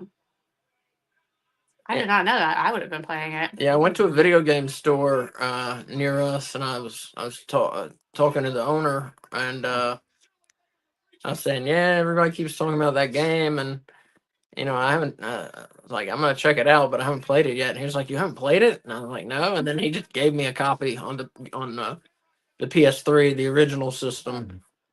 Is that the Retroid guy? Yeah, it's nice of him. you should support his store if ever you're in the Piedmont area. Yeah, if you're in Winston-Salem, Retroid. they're called Retroid Games. RTROID. He's super nice. Very nice guy named Yeah. Nick. And they sell everything from NES games to modern stuff. So check them out. It's all just used video games. That's all the store is. And like nerdy stuff. Nerdy stuff, yeah. Collectibles and stuff. And he supports this local artist who does these like fuse bead video game character overlays on like Goodwill paintings, basically. So you'll have like a pastoral scene, but then you'll have like Mega Man in front. They're very cool. I like it when people support local artists. So Billy Gunn here, I'm not sure whose side he was on. It seems like neither of them because he's giving really slow counts for everyone. Oh, while you're gone, did you guys do the talking about Jeff Jarrett and is there a retirement age kind of a thing on AEW Weekly this week? I thought we did on AEW Weekly. Yeah, with Wolf, because we planned it, but I didn't know if you ended up doing it with Wolf or not. We did not talk about that. Okay. I knew there was something I was forgetting to talk about.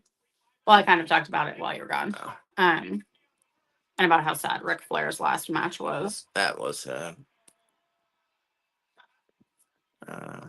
See, I see that. Physical media matters. I agree, Johnny. Because here's the thing: is no company can ever cut off your disc.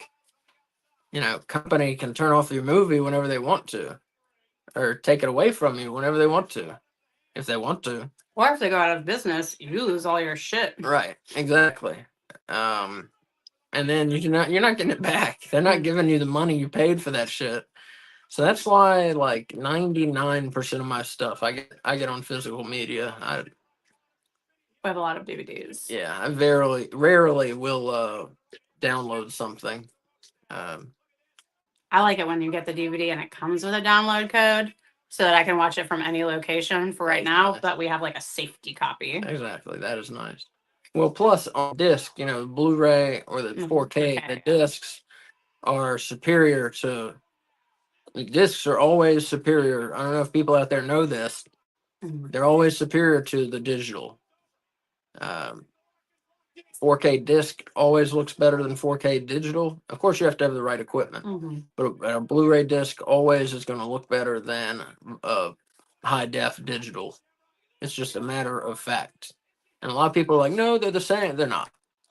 The physical discs, there's more data there than in a downloaded copy. So they will be very close, but not the same. But just to be technical there. Is he on eBay? He is. I'm not sure if they use the same name though. Let me see. Wait, who are you talking about? Retroid. Oh. If they don't sell on eBay, they might have like a. No, he does. Store. Oh, okay. I'm just not sure if he uses the same. If he doesn't, we can find out and let you guys know. He's a really good dude. I don't think he does. No. Maybe under a different name, but not as Retroid.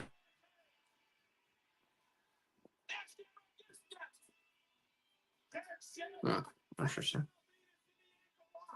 Oh, Eli sells wrestling DVDs on eBay. Oh, Asa buys wrestling DVDs from eBay. What's your name on there, Eli? Yeah, I sell stuff on eBay too, not wrestling stuff though. If you're interested, the name is No Bones About Horror, and most of the stuff is not horror right now either. It's kind of an old store name, but right now I have a bunch of old wrestling manuals for sale. So a couple video game manuals. Oh yeah, I'm sorry. Video game manuals. There's a manual on how to wrestle. And a couple books, a couple toys, but mostly old video game manuals right now. I have a bunch of other stuff that's coming, but that's all it is right now. Says I keep it on the low because I'm not here to advertise. That's wise. I hear you. Well, you can DM me then. Yeah. Oh, he just put it in the chat. Oh, he did. Okay. Yeah. I still play physical games, says Eric. Yeah, definitely. And Eli, let's see. Oh, Kevin Builder. I gotta write that down. All right, I'll write it down. I'll check you out. Because I'm not a wrestling DVD collector really, but I am kind of in the process of collecting WCW stuff. Because he's afraid it's going to disappear forever from the internet. Yeah. And from streaming. Yeah. So and recently I bought Best of Monday Nitro volumes 1 through 3, WCW's best pay-per-view matches, Best of Clash of the Champions.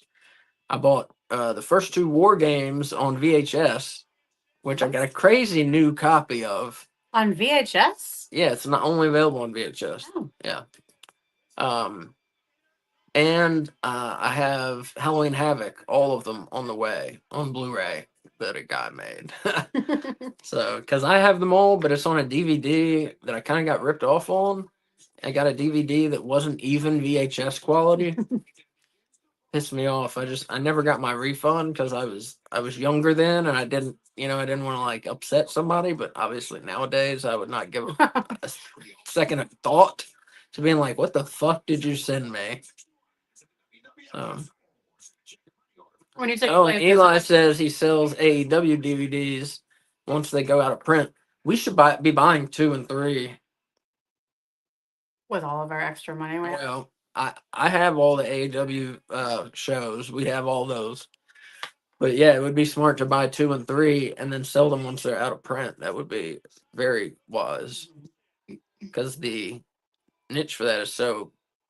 I mean, the want is out there. The demand is out there. Do you think the demand is going to decrease now that their pay-per-views are on Max? Because that used to be the only way you could see them. No, because people don't tape stuff now. Even people that want to see it again, I don't think they know that you can tape stuff, like to record stuff. Now you have to use, I mean, I'm sure there are other gadgets you can use, but the easiest thing is to actually hook a VCR up to your high def TV. What are you talking? I'm talking about like right now how we're watching St. Valentine's Day. Yeah. Like we can watch this here, so we don't have to have it on DVD. They just put all of the AEW pay-per-views, which used to only be I don't available think they've on done that yet. They did 1999. AEW didn't exist in Or, excuse me, 2019. That's what I mean. What are you talking about? 2019. Yeah, I don't believe they have everything on there yet because they want to sell their discs. 2019 Yeah, is what they have. Okay. Yeah, so but like I said, I'm not here to Who won that last match? Val Venus? Yeah. Good question. Yeah, so Eli's saying that people collect DVDs regardless of whether stuff's available on. True. I do. Whoa, holy fuck. Revolution 2024 Blu-rays, for example, go for $300 plus a pop. Wow, I did not know that. Wild. Hanging on to mine. I did not know that. He pried out of his cold dead hands to sell it. Right on my dead hands, exactly. No, we were at that show actually. Mm-hmm. Yeah, that's the best wrestling show I've ever been to. Might be the best wrestling show I've ever seen. It might have been. It was an awesome show. What happened? Oh yeah, sure. Wow, that's crazy. I didn't realize it was worth that much. If it got up to like $1,000, I would probably sell it then. I would make a copy first. I would make a copy. Yeah.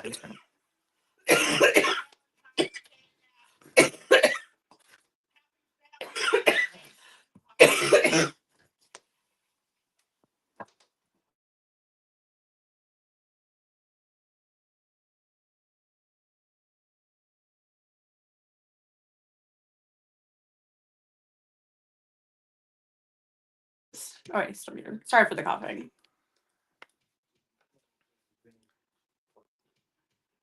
So here we go. D-Generation X versus Kane and China. I don't remember this match at all. So Eli's saying if you have any DVD/Blu-ray questions, I'd be glad to answer. His collection is massive. Nice. Well, mine, I wouldn't call massive. Your DVD and Blu-ray collection is massive, just not of... I wouldn't say massive. You own more than anyone I've ever met. It's not massive, though. It's massive. Several... I owned like 8, maybe 7 or 8 when we got married. Yeah. So it's like 100 times bigger. It's a lot, but I wouldn't call it massive. I've seen people who have massive collections. This is just big. Well, but yours is also stuff that you actually like and like will watch multiple times. Yeah. I think a lot of people with like massive DVD collections buy shit when it's on sale so that they can see it and then they just never get rid of it.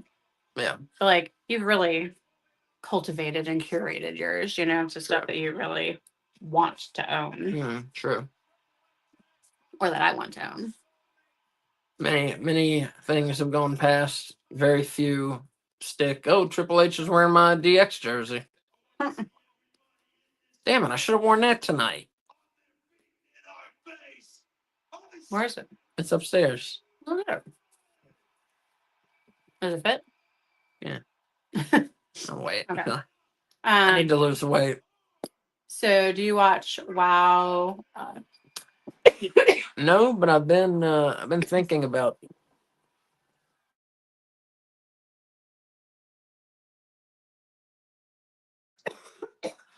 No, but I've been thinking about watching it. I like to support women's wrestling, so I've never watched it, but I would like to check it out, and especially one that show I was talking about earlier, wrestlers. Two of the women on it get a small deal with WoW, and then it shows their production and kind of shows some things about it, and made me interested to see some WoW. Yeah, Spoilers. yeah. Spoiler alert. But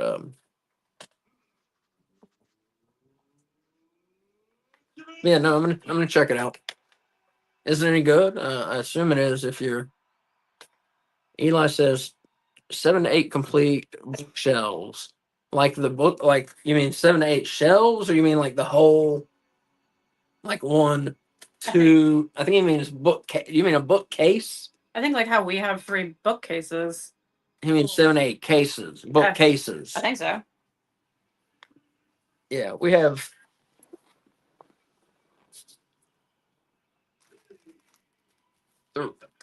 Just over 3 like bookcases full of discs, and then just over 1 full of VHS. Yeah, look at the VHS. Here, you should look. Grab it.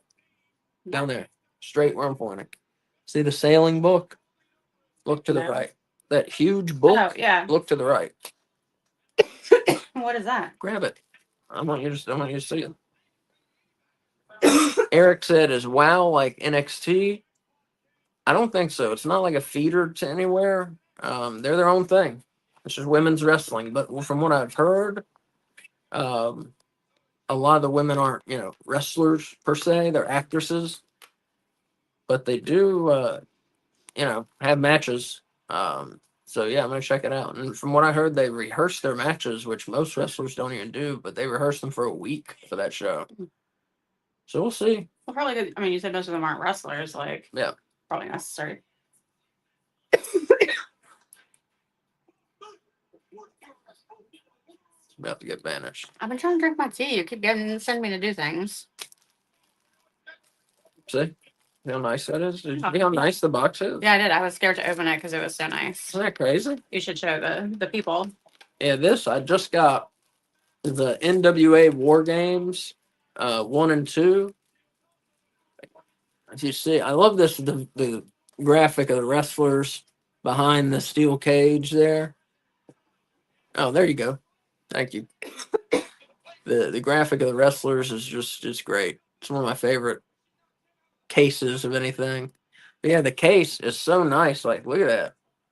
I mean, it's a black clamshell. It looks like brand new. I was shocked when I got it. I mean, I would have been fine if it were like chipped and worn. I mean, it's from 1987. I don't expect things to be amazing condition. That's not what I look for. I would just want it to work for it to be in my collection. I just want to play. But yeah, this copy, aside from the label falling off, this copy is really amazing. The condition of it.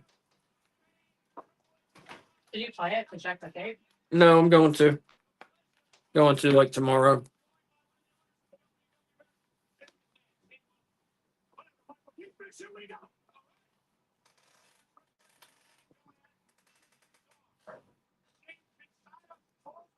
Eric says, I have over 100 PS4 games. Holy cow. I used to have I actually used to run a video game store years ago.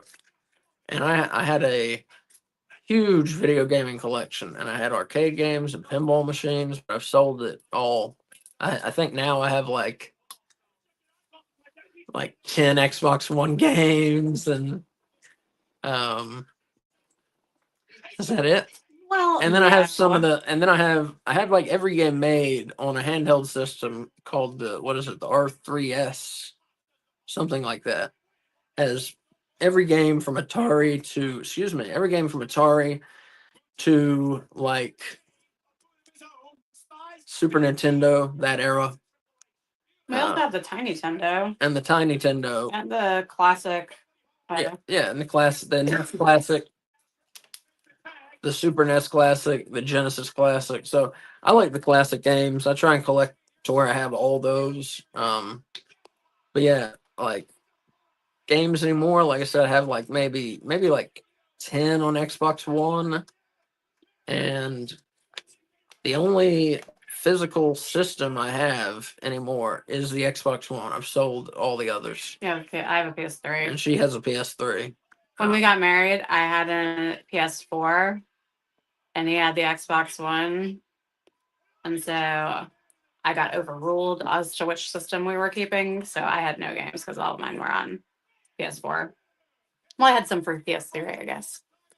I kept that because it's like not worth selling. Oh, you get your Lego Dimensions thing. Yeah. How much is that? You know? I have no idea. Yeah, I had like, I'm super into Lego. I had the Lego Dimensions game and like all of these like little side sets and stuff. And then when we sold the PS4, it's not like compatible with other gaming systems. You have to buy a new set. So I haven't. They have no idea what you're talking about, dear. Maybe they like Lego. Lots of people like Lego. Let's see. Eli Lots of cool people. Says CM Punk's wife runs it, right? I have no idea what he's talking about. He's talking about WoW. Oh wow, okay. And Eli says, "Oh, I own that VHS copy." I guess he's talking about War Games. I don't know. We hadn't talked to people in a minute here. And Eli says, "Yeah, that happened." I guess he was talking about War Games. Yeah. The glue on the label is 25 years old, right? Yeah. And Eli says, that's like me for PS5. I got maybe 10 or so. I tried to not go crazy. I already have to justify all the DVDs. I understand you, yeah. My movie collection stuff I'm not selling unless, I have to someday. But my games collection, that's the first stuff to go because, a lot of them I've played. So it's like I'm not going to play them again. Most things. I am really excited for Grand Theft Auto 6.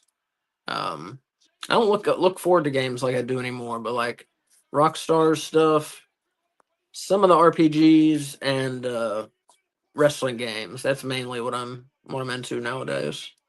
I love and some of the sports like 2K, like NBA 2K, like FIFA. I like those games too. Red Dead Redemption. That's the Rockstar. Oh, Rockstar. Yeah. I like Square Enix. Yeah, the Square used to be one of my favorites.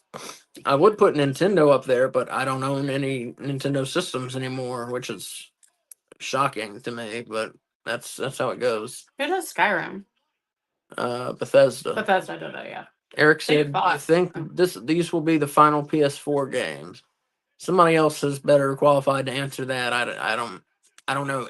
I used to know everything about video games up until like 2012, 2013, and now I don't know anything about modern games. Like, was it Inside Gamer, Gamer Inside, or something that you used to get from Game Informer? Game Informer. Those were awesome. I used to like obsessively read those. Maybe we'll get those again. Do they still do print copies? I'm not sure. Well, when I have money I'm going to spend on games, I'm very careful about what I'm going to get. I'm sure I do miss. There's so many like neat retro style games that come out nowadays, and they're like $10. And I'm sure I would have a bunch of those if I knew about them. What was that wrestling game that was coming out? That was like It's still coming. Oh, it hasn't come out yet. Wait, which one? Tell it the RPG. I don't know, when you showed me a video for that looks like 16-bit maybe, or a little bit better. Oh, the one that's like Revenge. I don't know. Yeah, it's called Ultra Pro Wrestling. That's it, yeah. Yeah, if y'all are Revenge and WrestleMania 2000 fans, I believe Ultra Pro Wrestling is what it's called. If you don't know about this game, go check it out. They are trying to make it just like those. Like, they're making no bones about it, to borrow a phrase. They're trying to make it just like those games. And then they have some of the older guys, some independent guys like Raven, Adam Bomb is on it, and other people like that. And then you can, of course, create your own, and it just looks great. The movements and the characters look just straight from N64. China looks so different Mhm. after for all her surgeries, you know. And Eli says, "I got the retro Super Nintendo. I got that. Yeah, like I said, I have those classic, the retro NES, the retro Super, and the retro Genesis. I have those. I would like to get the retro Neo Geo also. You also have those. What are those like little ones that you got of Zelda? Yeah. And what are those? Zelda and Super Mario Brothers. They're like the Game and Watch re-releases. Game and Watch, because they're clocks also, or Correct. They're not re-releases, but that's what they call them. There used to be Game and Watch, where it was a game, like a black and white little very simple game, and a watch. mm-hmm. Um, but these obviously are not. They're still called Game and Watch, but they're as big as a Game Boy 3DS. Speaking of which, that's a system I'm gonna buy again and collect the games for. Is the 3DS. CDS. I was crazy about that system. I was amazed at the ability to see games in 3D. Coming from the NES as a kid to a fucking 3D system, my mind was blown, and I love it. I love that system. Oh, you have the MetaQuest too, also. Oh yeah. MetaQuest 2, which we need to play more. Yeah. But that's fun. The VR stuff. There's some very fun games for that. Walkabout Mini Golf, right? Is that the one we like? About Mini Golf is my favorite. It's a 3D miniature golf game, And you can fly. and you can fly to your ball and stuff. Yeah. And my favorite part is every level has a hidden ball Yep. that you can like press a button and suck it up like with a No, vacuum. every hole. Every hole. I'm sorry, yeah, every hole.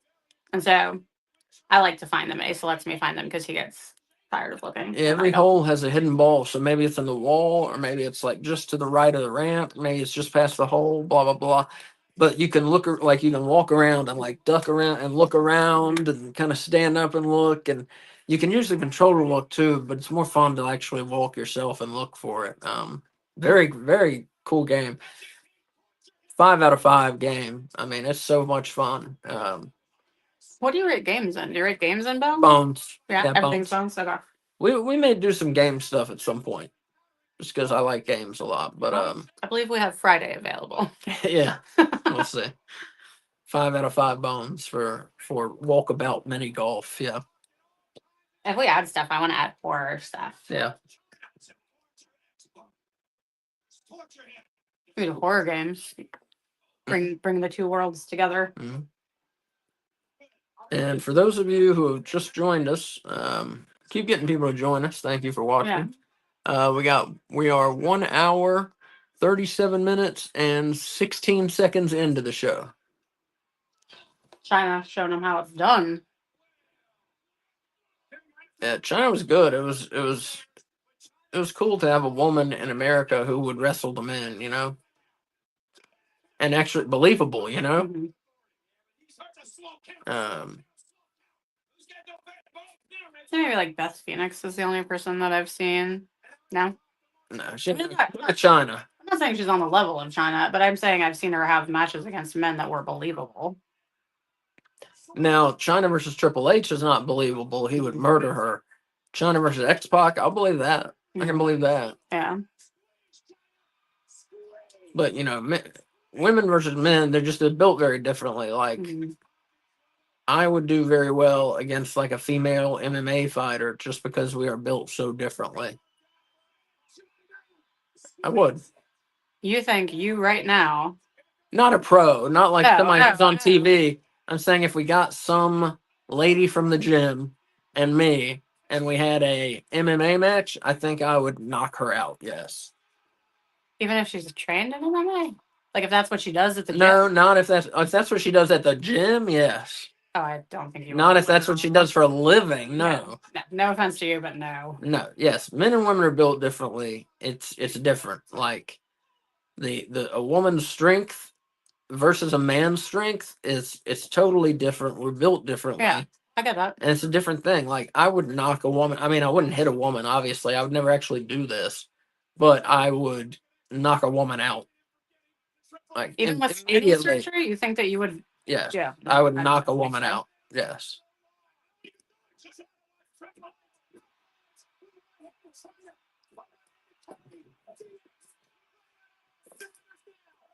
Probably would knock China out. Eric says that wrestling game is not coming to PS4. Huh.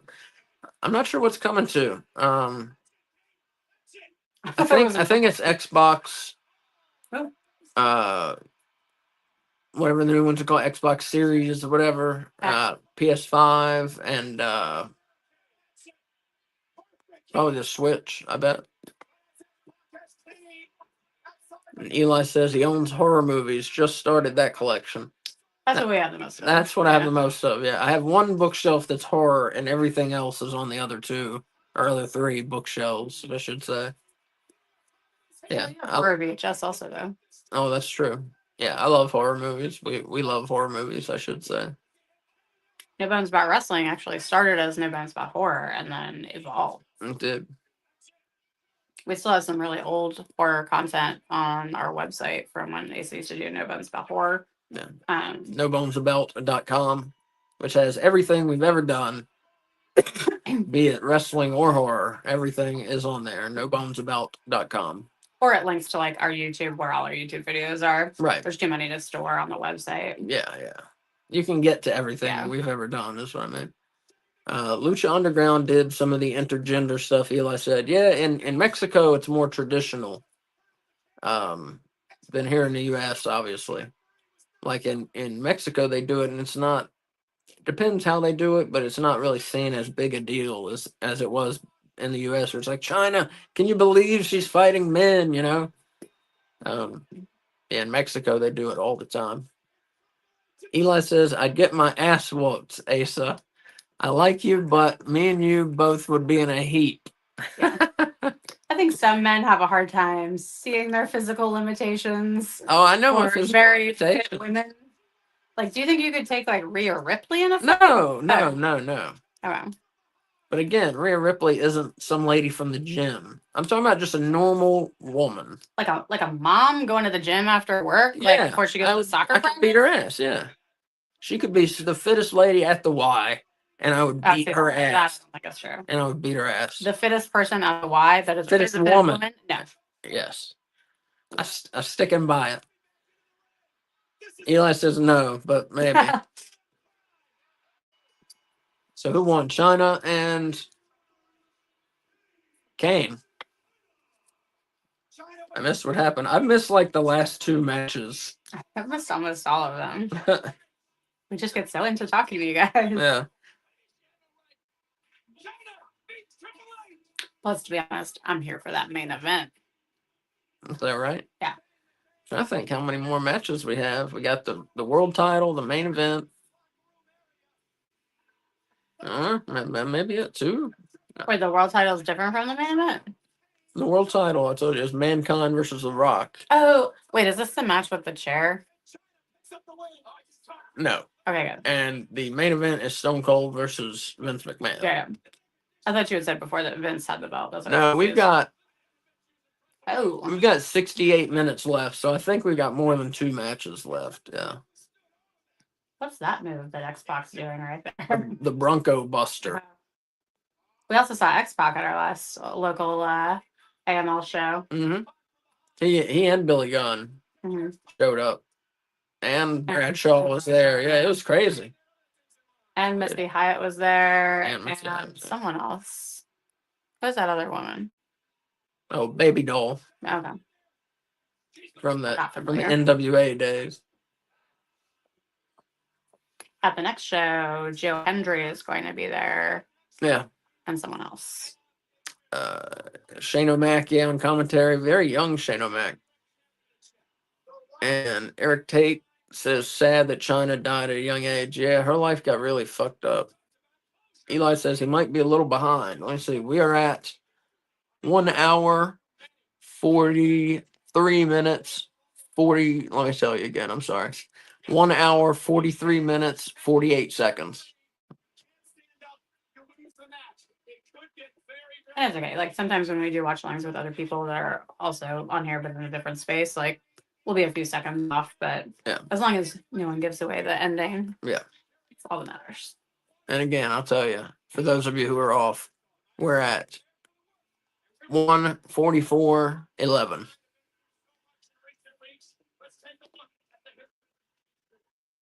So maybe we do only have 2 matches left. I was gonna say, Eli, if you're into horror, the last Friday the 13th, we did a double feature watch along for Friday the 13th, 3 and 4. Was that right? 4 and 4 5. and 5. Okay. I don't remember. Sorry. So here's a good recap of The Rock and Mankind's feud.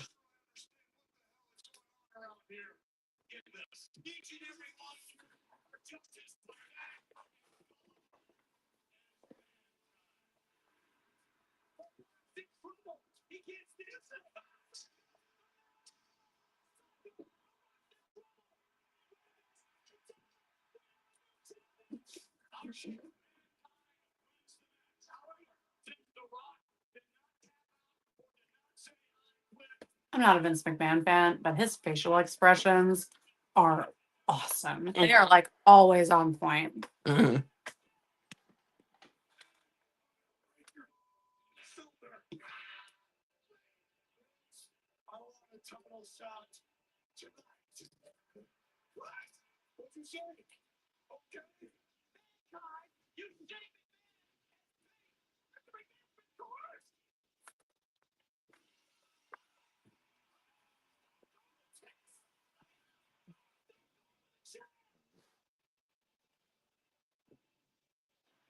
One of the happiest nights of my life was seeing Mick Foley win the world title.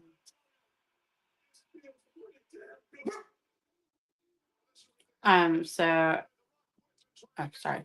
I'm not supposed to talk right now. You and I at the Royal Rumble in an I Quit match. The Rock means never hear The Rock say the words I quit. How does it feel, Rock? How does it feel in your back that you can't win and I can't lose? See that we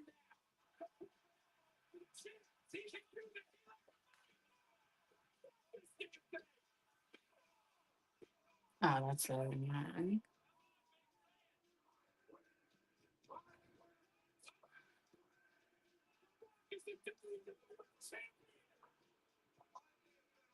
conscious. I do not remember saying the word I quit. There's $100,000 in that bag, King.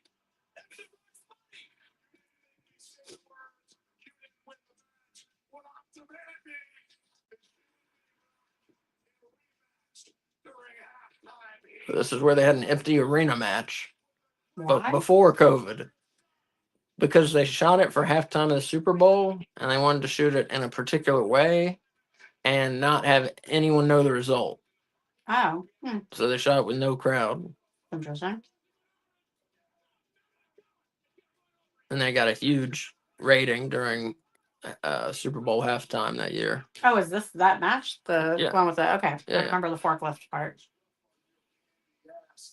Oh, and that was probably about 2.5 weeks before the match we're about to watch. God.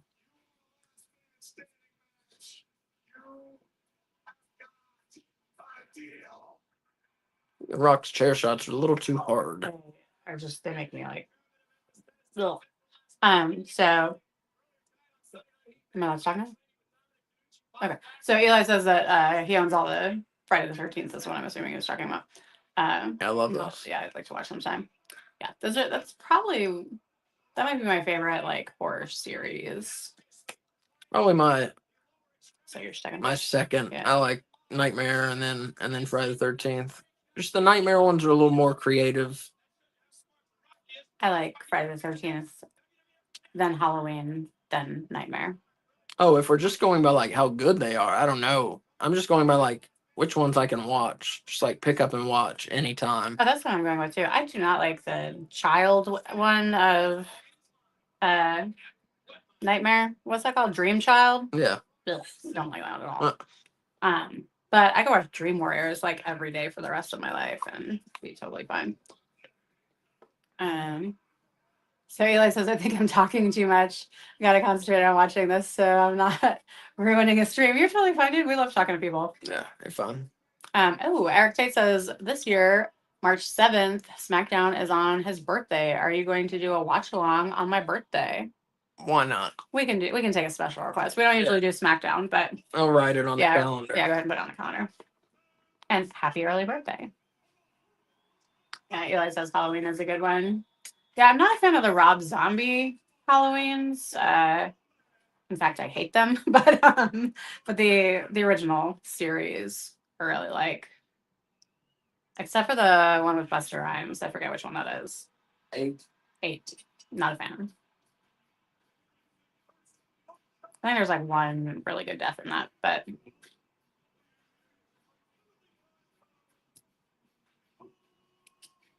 which do you love more? Is Halloween the original or Halloween 3 Season of the Witch? Oh, Like for enjoyment, not necessarily which would you argue is a better film? I gotta go with Season of the Witch. Like, just if someone asked me right now, it was like we gotta watch one right now, I would pick Season of the Witch. What did you say you used to want to have on your gravestone? Fuck Halloween 3 Season of the Witch.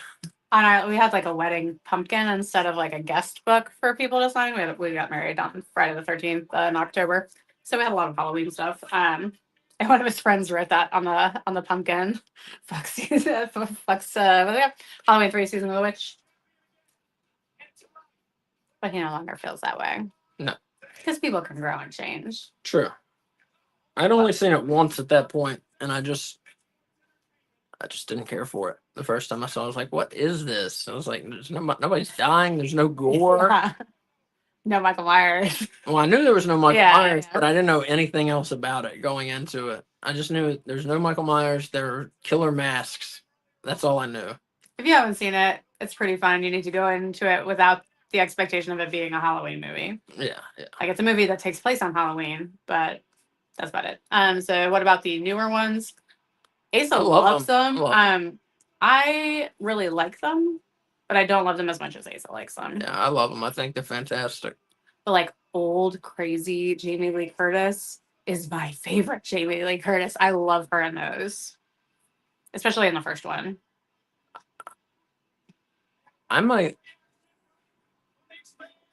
I don't know. I might like these newer ones better than the originals. Actually, I think. I mean, it's hard to compare because they're telling a new story. It's not like they're remakes. Yeah. But just in tone, I might like these better than the originals. I don't know. It's hard to say. 1, 2, 4, 5 are all fantastic. 6 is pretty good. 7's very good. 8 is awful. But now these new ones, all 3 of them were great, I thought, and especially the third one, I know, which was very divisive with people. You know, Corey, the kid who becomes a serial killer. Mm-hmm. I love that one though. I thought it was, like I said, I thought all 3 of the new ones were just fantastic. I like it the third one because Darcy the mail girl is in it, Mhm. and she gets to have her head severed, and that's awesome. Yeah, and then they have the spoiler alert. If you've not seen the shit out of them, sorry. Spoiler alert. At the end of the third one, when they have the when they have the Michael Myers body paraded down the streets of the town, you know, and to the fucking wood chipper or wherever. Mm-hmm. That was pretty sweet. That was pretty awesome sequence there. I think maybe like Well, here we go. We got Mankind and The Yeah. Rock here. the scene where like the whole town comes to beat him up. It made me think of the Night Stalker getting caught, like in real life. And I had just watched a Night Stalker documentary Mm-hmm. right before seeing that, and I liked the Night Stalker version better. And so I think maybe that kind of just put me off that scene in the movie, which is like a pretty significant scene. Mm. The referee gives you a 10 count. You're not on your feet. There's a loser. Look at Mankind. He's just absorbing this poster. Intentional. Mankind loves pain. He's a Kobe So as of right now, years. He's taking everything. the WrestleMania main event, talking about here, 1999, and no spoilers, anybody.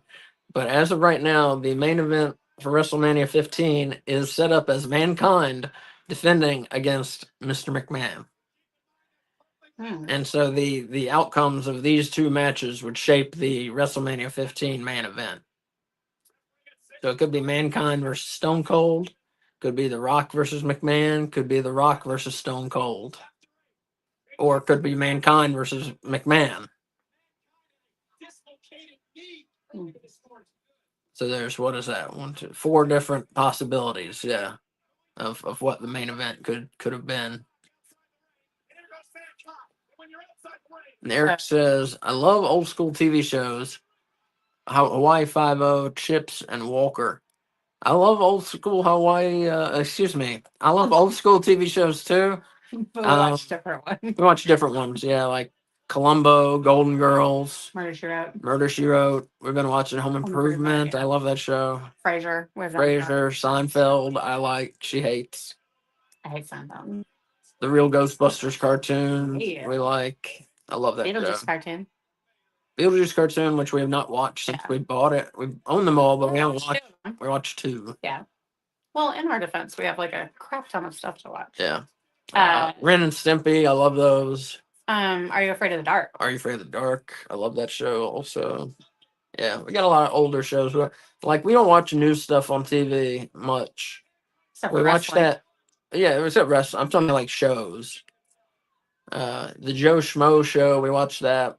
Ted Lasso was a new one. Ted Lasso, I love. That's my favorite show of all time.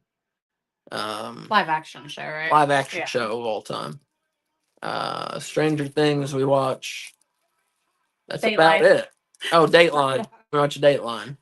And that's probably it. That's probably it. You watched The Connors. Is that still happening? I watched The Connors. Yeah, I watched that.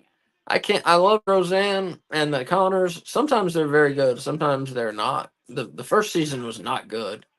But it's gotten better. It's improved. And I gotta find out what happens to that family, Roseanne, I hadn't mentioned yet, but it's one of my favorite shows of all time.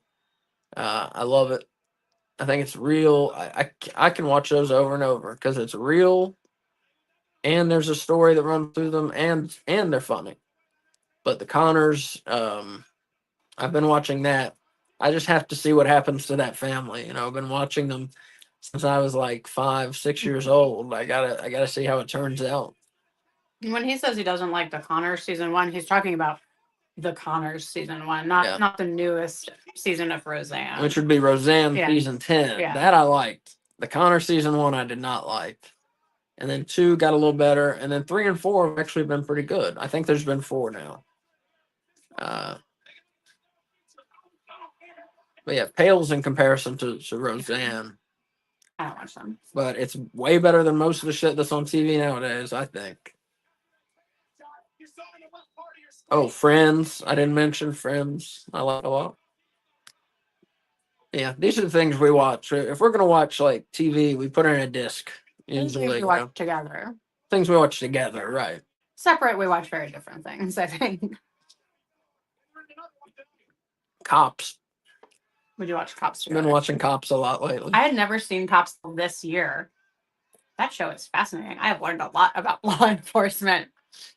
Like how many people get pulled over for not using their fucking turn signals? Mm-hmm. How come people, like 90% of people still don't use them? Do they not watch Cops? And I don't watch Cops. Huh. foolish. You watch Cops, you know you better use your turn signal. I also learned that it's a felony to try and flee from the cop. Oh yeah. So, especially if you're getting caught for like minor drug possession, like just get caught. Yeah. I had no idea. It's a felony.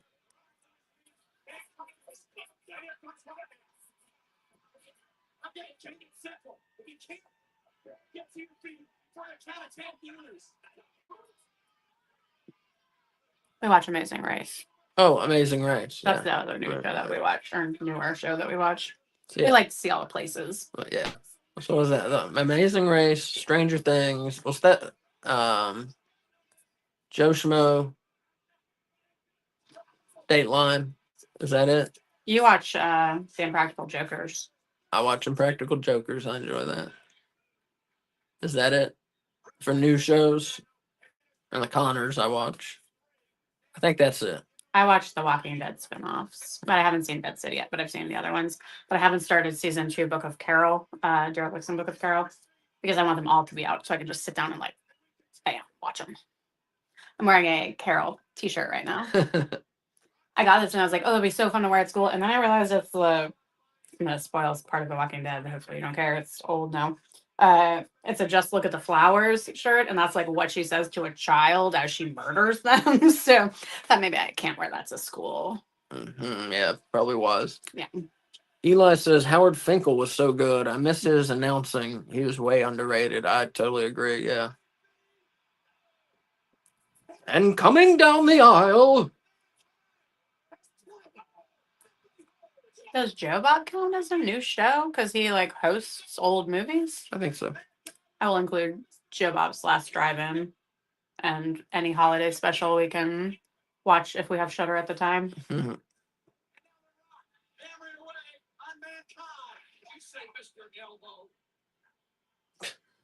What? I don't know.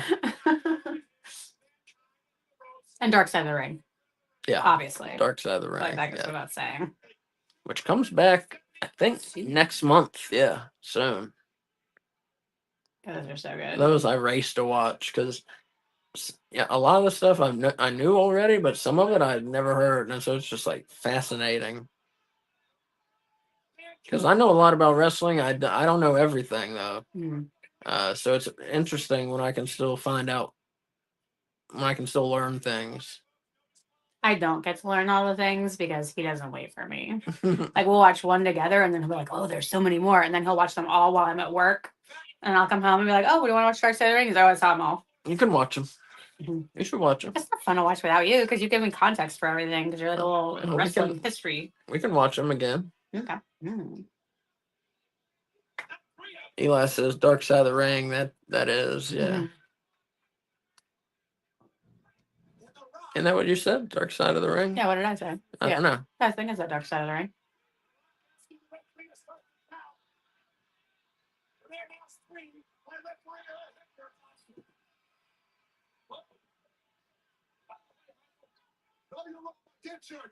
I guess the other type of media that we're into that we haven't really mentioned is we love terrible movies. Yeah.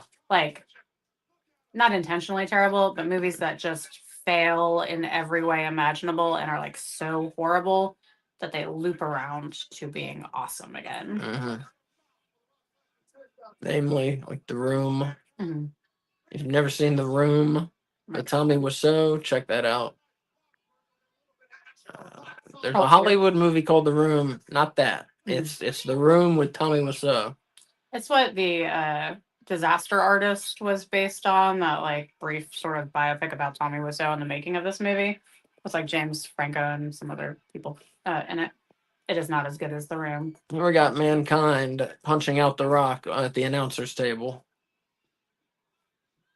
Setting up for something here. Yeah, Troll 2, another awful movie. Samurai Cop. Samurai Cop, probably my favorite. Terrible movie. What else is on there? What was that one with the snake in the box? Like a Hawaii one? Oh, Hard Ticket to Hawaii. Yeah, that was Oh, damn. Elbow drop. Missed breaking the table. I think he did not jump far enough. Mhm. Yeah, Hard Ticket to Hawaii is pretty good. And by good, we mean bad. Yeah, it's entertaining. Is what I mean.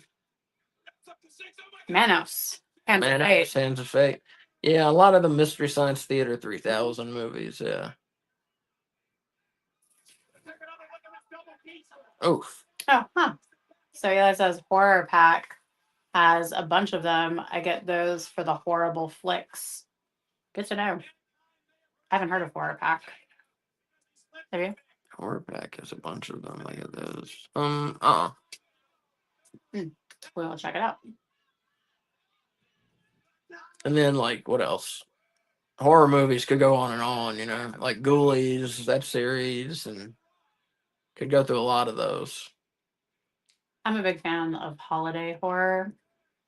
And some of those are pretty terrible and wonderful. And then my favorite movies, you could say that they're intentionally bad, but they're not really. It's a whole different thing. They're John Waters movies. He's my favorite writer and director. What's the future of city living?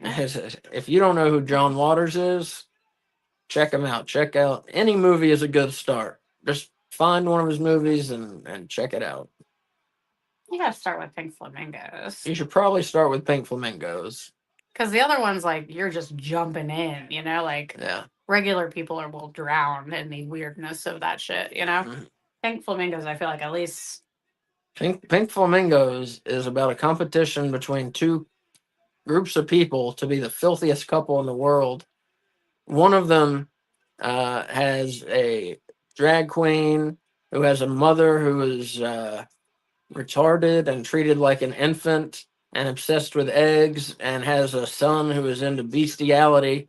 The other couple runs a black market rape based baby ring where they have someone rape women and they become impregnated and they sell the bastard children to parents who can't afford children or can't have children, I should say. He doesn't rape them. He injects his... Oh, no, that's right. He doesn't rape semen them. into He the uterus. masturbates and then injects his semen with a syringe into their vaginas. Excuse Yeah. me. So I'm... He doesn't rape them. That's rape. What? That's rape, isn't it? I mean, it's definitely sexual assault. Anyway. I don't know. Anyway. Anyways. But that's these people are competing for who are the worst people in the world. What's the word? The dirtiest? The filthiest. The filthiest. Yeah. Who are the filthiest people in the world? And I love John Waters, but I will say, if you're a normal person, these probably aren't for you. Yeah, like, yeah, you have yeah. to be a certain kind of weird to appreciate these. Right. Or else you're just like, what? Yeah, like if your favorite movie is Forrest Gump, or The Notebook, this is not for you. Yeah, or The Notebook. Yeah, this is not for you. But there's a singing asshole in the movie. It's just a good fun time. Pink Flamingos again. You're probably familiar with Hairspray, which is a John Waters film, and then was remade. But it was his only PG movie. Yeah, musical. Also, it was only musical, I think, right? Mm-hmm. Most of his stuff is R. Oh no, I'm sorry. Crybaby, he did. Oh, that's a musical. Though. Hairspray and Crybaby, yeah.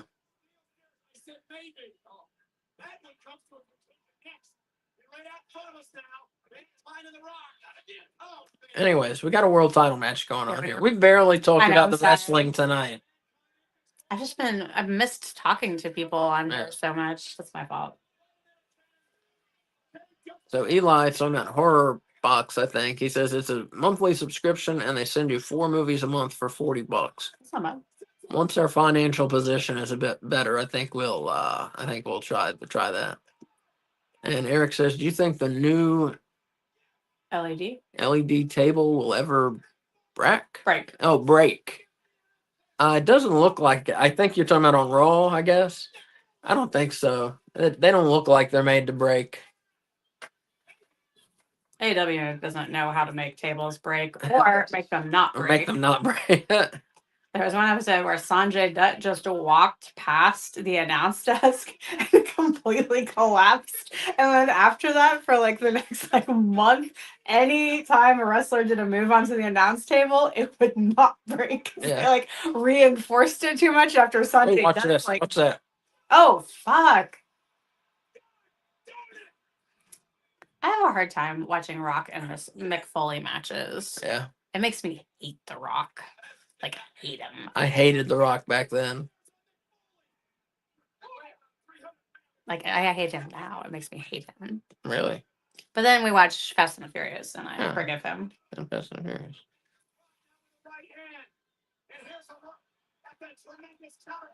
Oh, Oh, fuck. God. It's like, how many... Oh, How many corners can you hit this man with? yeah. Like, everything he's dropping him on, it's like the pointed corner. Yeah. Ugh. And pointy elbow, too, he's about to try and give him.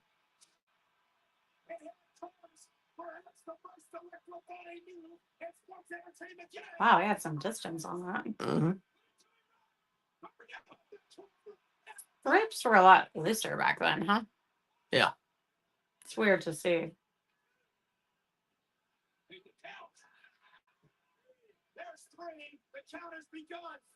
And if you think about it, during this period, the WWF really did not have a lot of top rope guys. Mm-hmm. And then I believe they tightened them up once they got some more high flyers and stuff. We said this is 99. Yeah. I have not watched this period of WWF. Yeah, like if you've seen it, nobody on this. Mm-hmm. How many top rope moves have you seen, you know? Yeah, none. Eli saying my cats are fighting. They see The Rock and Mankind and try to emulate it. I hope not. Kill each other. Eric says The Rock heel was gold. Mm-hmm. Yeah. No, he was a great heel.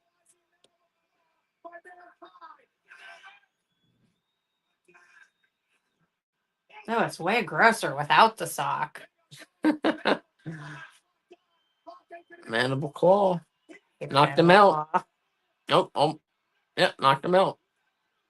From behind, he kind of looks like a penguin in that outfit. McFoley. Yeah. Like Danny DeVito penguin when he's not wearing the jacket. Kind of.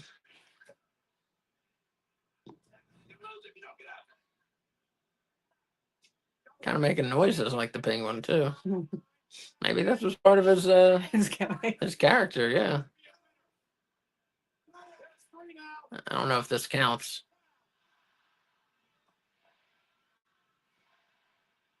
'Is that happening? 6, 7. That is Earl Hebner. 8. Oh. Boo.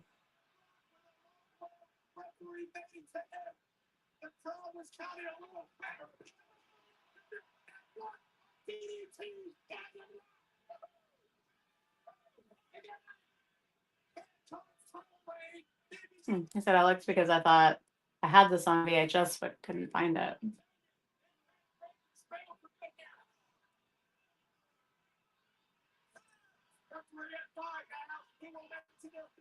Yeah, I wish I'd bought some of the WWF stuff back when it was out.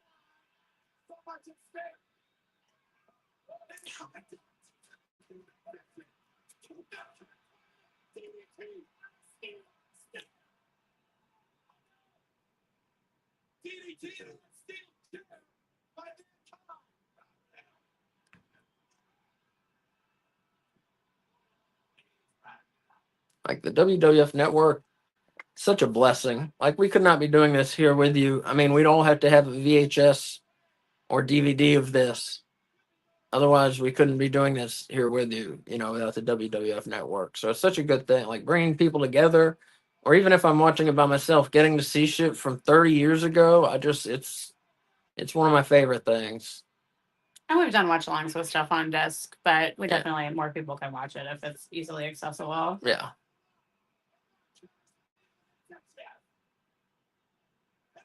And I like it because I missed all of this. Because my father hates wrestling, and so I never watched it as a child. Anytime I mentioned it, I was like, Have you enjoyed the show? Yeah. Have you paid attention to any of the matches? I paid attention to some of the matches. The hardcore match, you watched. Yeah. I Gold must have Dust and seen- Blue Dust. I thought it was a Blue Meanie. Well, they're the same person. Oh, okay, then yes. Yeah, I watched that one. Boss Man versus Midian. You did not pay attention to that. I paid attention to some of it, but I was just distracted by the whole stable and the idea of it that it like sent my brain on a different route that did not connect back to the match at any point. Really, Yeah. I just couldn't imagine having a stable that large. And then everything from there you did not pay attention to until this match, right? Yeah. I figured.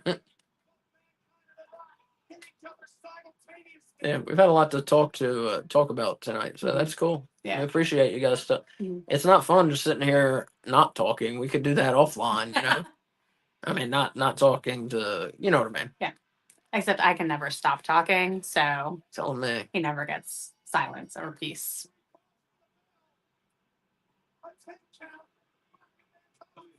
It's because my Adderall wears off at night, and so I'm like, all of the talking I didn't do during the day just comes out at one time. I think we have a draw. Yep. So what does that mean for WrestleMania? Oh, that's a good question. Yes, I asked very good questions.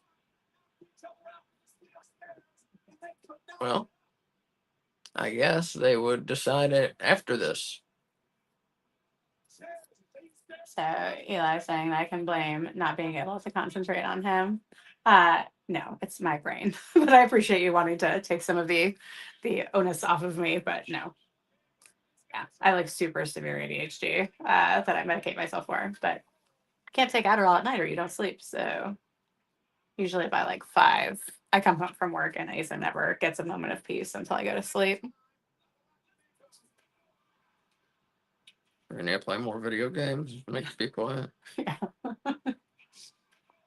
Oh, Well, this was a pretty brutal match. Yeah. Um, how many refs do they have in that company? I don't know. I get a bunch.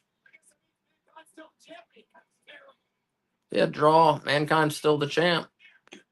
So WrestleMania right now is still set as Mankind versus Vince McMahon. Look how smooth their wrestling boots soles are. Mm-hmm. How unusual. What is the purpose of that? To not like scuff up the mat? Well, that and you know, I mean, you don't want to be in traction because your boots need to move around. You know, not in traction. You don't want to be stuck, so to speak. But I would think like if you're like doing a power slam or something, Well, you like, use your leg muscles to stay. yeah, but with shoes like that, even like if the person's weight shift, I would think your legs would come out from under you. You want to be moving Yeah. around. Huh. You want to be moving around. Very interesting.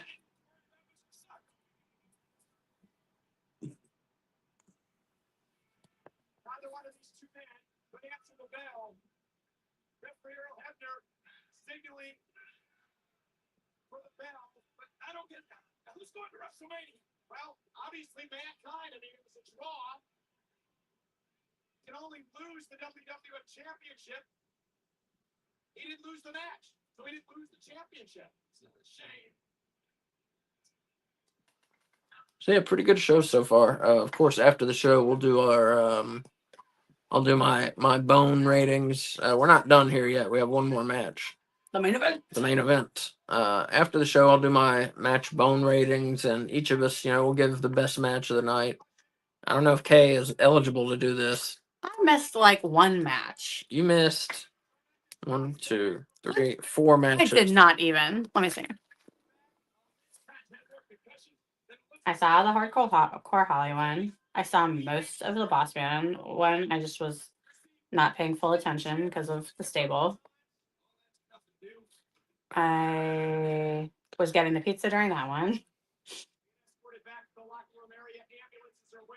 I watched the Ken Shamrock Val Venus one. Really? Yeah, I don't remember who won, but yeah. And then I didn't watch that one. I guess I didn't watch a lot of the show, but I paid attention to the matches that I deemed interesting. Eli says he's got 15 to 21 inches of snow coming this weekend up in Maine. Wow. That's crazy. Eric says talking on here, it helps my panic attacks a lot. Well, that's good to hear. Yeah. I've had that kind of issue with anxiety before, and yeah, it's not fun. Me too. And I didn't know what it was at the time, and so it freaked me the fuck out like even more. Yeah. It's nice having people to talk to, and Mm-hmm. yeah, definitely helps. Mm-hmm. And we don't have to leave our house. Right, and we don't Okay. have to leave our house. That's Yeah. Yeah, I wonder what happened to Willie. Speaking of people to talk to, Oh. I wonder what happened with Willie. Yeah, he never messaged me. Are you sure that he said he could come tonight? Yes, yeah. Hopefully he's okay. Maybe it's the beavers. Willie's from Canada, so he likes to say that beavers run his internet. So when it goes out, it's because the beavers are slacking.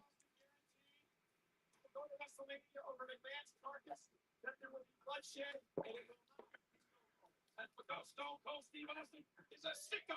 He's perverted. He wants to do whatever. We're maybe gonna get snow next week too. Have you seen that? Mm-mm. Nothing like nothing like Maine snow, but I don't pay attention to the weather this time of year because nobody knows. In North Carolina, nobody knows what's going to happen. well, my school has a snow support committee where anytime snow is in the forecast, everyone wears as many snowflakes on their outfits as they can find to help encourage the snow to come. Mm-hmm. So I always find out about it because of the snowflake support or snow support committee, of which I'm not a member, but they have like custom shirts and everything. Snow supporter. You're on. You got your match.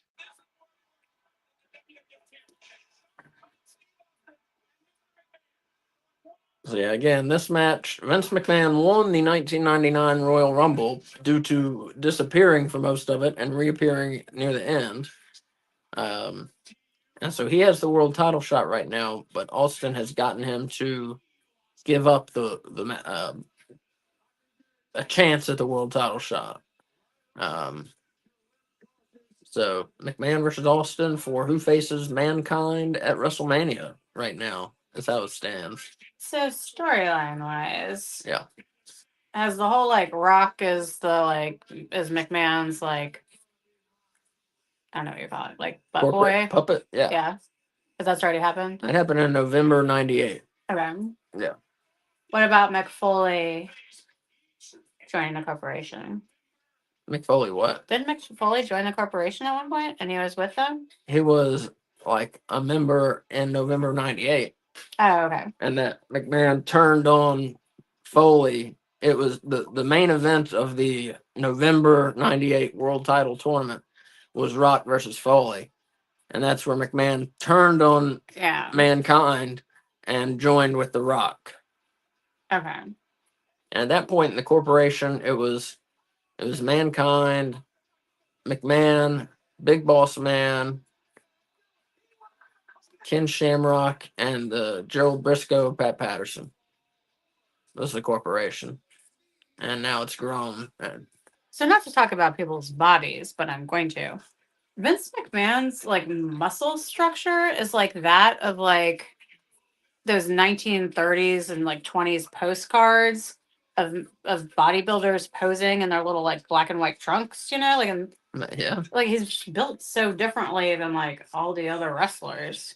As far as like, I mean, he's got a very like triangular torso and it's very like wide from back to chest. You know, it's very unusual. I wonder why that is. Like he looks like he could have grown up wrestling in the circus. Yep. Or not circus, but yeah, the carny wrestling, yeah. I don't know. Maybe he uses a lot of like medicine balls in his training. Mm-hmm.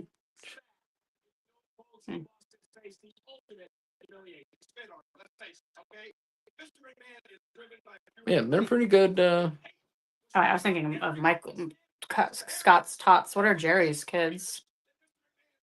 Well, Jerry's kid. It has nothing to do with Jerry Lawler.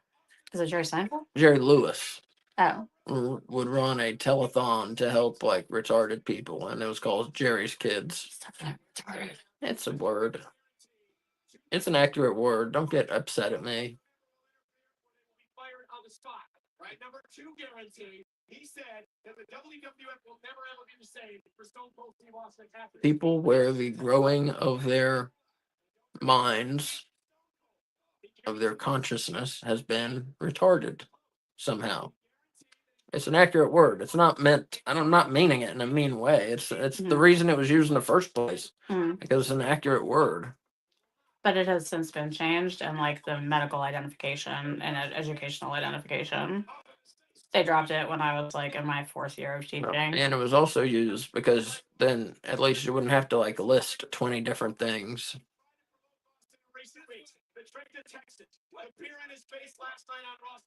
No, you still would, because that was like a very specific. That wasn't like an umbrella term. It was for people with problems, health problems. No, it was more specific than that. See? The steel cage. It's pretty simple. If Mr. McMahon gets out of the cage either through the door or over the top, he will prevent Stone Cold from going to WrestleMania. That's all he's worried about.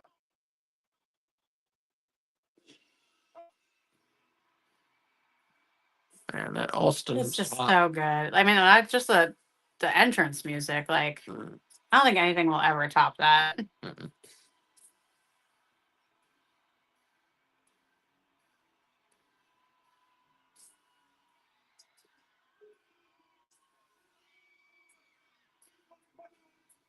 You know, I just realized Dalton Castle's been out for over a year. When is he coming back? I need him. That's a good question. I was thinking about like my favorite entrances, and so of course he immediately came to mind.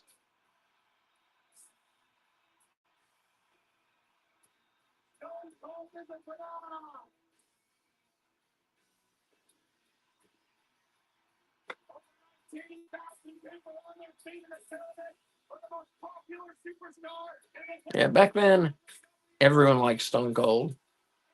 Like, if somebody was like, I don't really like him, you'd just be like, you know? Was there a time period where that stopped? I feel like that's true now. I've never met a wrestling fan that was like, I don't like Stone Cold. I don't think there is a time period where that stopped. Yeah. I think it's like one of the It was only pretty wrestlers popular ever. up until he left the company. Yeah. And he left the company because the company he felt like didn't value him, and that's accurate.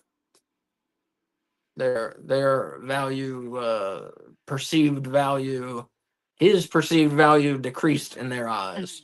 That's what I was trying to say. Well, I'd say he's been equally successful outside of the ring because he's got all that other shit going on now, you know? And he's got a podcast, and He bet on himself. right. Like it.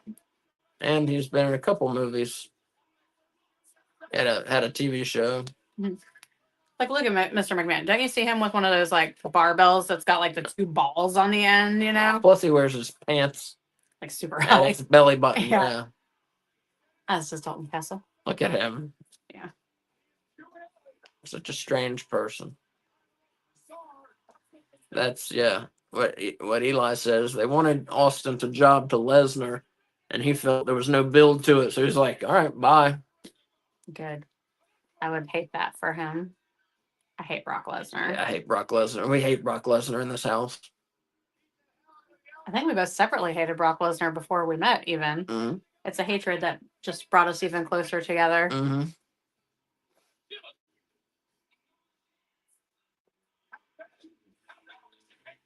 This isn't one of those escape the cage matches, is it?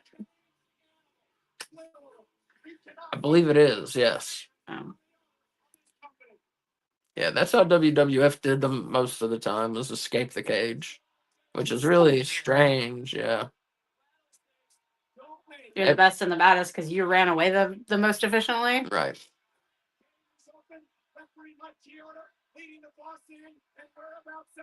Yeah, the winner is either the first to climb out of the cage and have both feet hit the floor, or the first one to get out the cage door and have both feet hit the floor. Did they do the whole thing where like someone got out and only one foot got touched down and then he got pulled back in and beaten? I'm not sure if I ever saw it done that way with one foot, just because it would be so tough to, it would be so easy to mess that up, you know? Well, it's just weird that they specify both feet have to touch the floor. Yeah, I don't know. I thought he escaped already. He hasn't gone in. I was like, I was really short, man. Eric says, I never liked Brock too. He sucks. Yes, I agree. Not to go off on him, but just so boring. Such a boring wrestler. I mean, he's good at doing a suplex, but if you do it 20 times a match, who gives a fuck anymore, you know? That's my thought. I just hate everything about him. Yeah, I hate everything about him. I agree. His look, his attitude, his fucking moves, his limited move set, everything. And you won't hear me often say, "Oh, I hate wrestlers." You know, I hate this wrestler. I hate that wrestler. He might be the only one that I hate. Yeah, there aren't many. We were talking about this the other night on one of our shows about who do we hate, and the only one I can think of that I hate is Brock Lesnar. Now, Vince McMahon, obviously, he counts as a wrestler, so I hate Vince McMahon. But no denying Vince McMahon is entertaining. Yeah.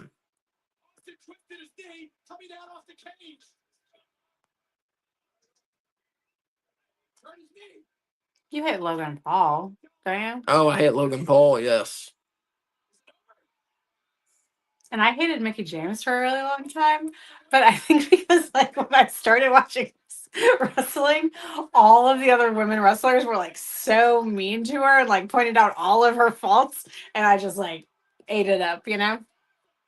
It was very fun to hate her. And Randy Orton. I also hated Randy Orton for a long time. I'm still not a very big fan, but I don't hate him. Yeah, I don't hate Randy Orton. I'm not a huge fan. Well, he was a heel when I started watching, and he was very effective at making me hate him. And then it just kind of never stopped. Oh, so Eli saying, yeah, classic. Where are you? SNME. What does that stand for? Saturday night's main event. Oh, thank you. Both Orndorff and Hogan got out at the same time, and the match had to be restarted. Interesting. Oh, my phone just died. You want to plug it in? Yeah, I'm gonna plug it in, but I can't be on with it plugged in. Oh, Yeah. all right. Okay. Well, we're gonna switch to an uncomfortable Sorry. seating arrangement, so that's always fun. Well, I wasn't at 100% when we started. Eli said, I love Mickey James. She's a sweetheart. Her Impact stuff was great. Yeah, I've come around on her since then. Like in the last 3 weeks, I've come around on her.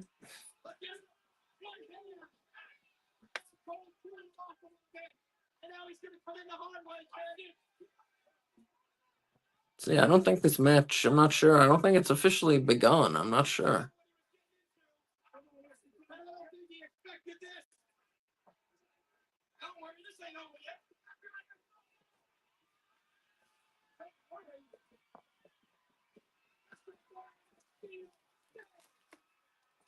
Yeah, don't nobody spoil this match if you know what happens. Don't spoil it, please.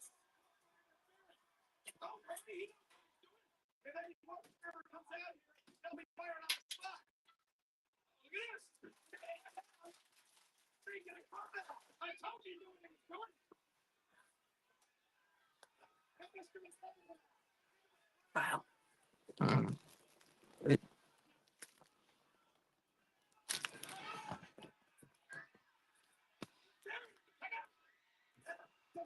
And if you're just joining us or you're behind a little, we are at 2 hours, 32 minutes, 6 seconds. Eric keeps saying, do you know that arena is now a Bass Pro Shop? The one they're in right now? I think so, yeah. I was curious because I found out like last month, for some reason, I found out it didn't exist anymore as an arena. Mm-hmm. And I wondered. Wait, so it's a Can you make some more noise with that? So it's a pyramid-shaped Bass Pro Shop, or the pyramid shape is gone also? Don't look at me. I don't know. He's the one with the information.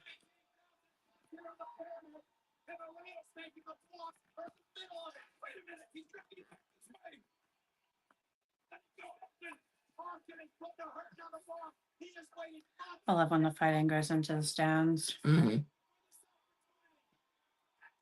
Unless I'm there, and then I hate it because then I can't see the match happening. Who was it that like went down the aisle near us? Bryan Danielson versus Jeff Jarrett. Yeah, that was awesome. Hmm. Was it a concession stand match, or it just ended up in the concession stands for a little while? Ended up there. It was a Falls Count Anywhere match or a no DQ, one or the other.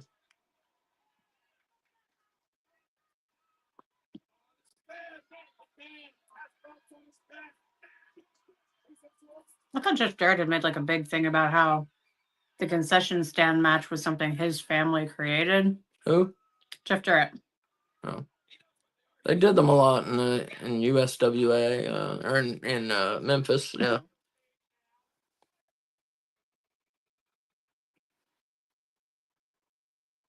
I'm not sure who did the first one, but it may have been them. Wait, his dad ran Memphis or just was part of it? Ran it, yeah. Huh. Ran. His dad was Jerry Jarrett. So like the same Memphis that Jerry the King Lawler was like the king of? Yeah. Oh, interesting. And Jeff Jarrett wrestled in the USWA.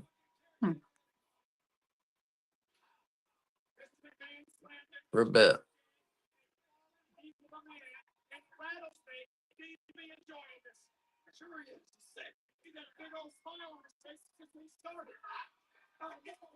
Yeah, those old Jerry Lawler matches, they're fun. They had a good territory there. And that's where Andy Kaufman came in. Mm-hmm. If you've never seen that stuff, find it and watch it. There's a DVD. I forget what it's called. Andy Kaufman. I'm from Hollywood, I think is what it's called. And it's all about Andy Kaufman's wrestling career. And it's excellent. You know, I don't think I've seen many Stone Cold Steve Austin matches. Really? Yeah. How many have you seen? I would guess 4. Because we don't watch a lot of Attitude Era because I don't like it. But Well, we gotta change that. I just love WCW so much. No, you gotta see more. Stone Cold, he got some big matches. But yeah, I guess I like probably haven't seen many. I've seen a lot of Stunning Steve, but Stone Cold, like, and I'm just guessing for, like, I think he's been in some matches, like big matches that I've seen with like a lot of people. Oh my god. I would rewind it, but you got it. Did you see that? Mm-hmm. Yeah, there's no way you saw the real bump. Watch this. They'll show it again. This bump was crazy. That had to hurt like fuck. The poor Spanish announce table. I'm sure they were really concerned about him. Stone Cold's like, holy fuck. What did I do? Watch this. Watch it. Oh. Oh. It looked worse the first time. Was that slowed down the second time? Yeah, like, fuck. That angle is like, yeah. Yeah, where he lands like right on his spine. Oh my god. He's so lucky he didn't get hurt. Didn't get seriously hurt. He lands on his spine and then hits it so hard with his spine, like he bounces off. Yeah. That's wild. Yeah.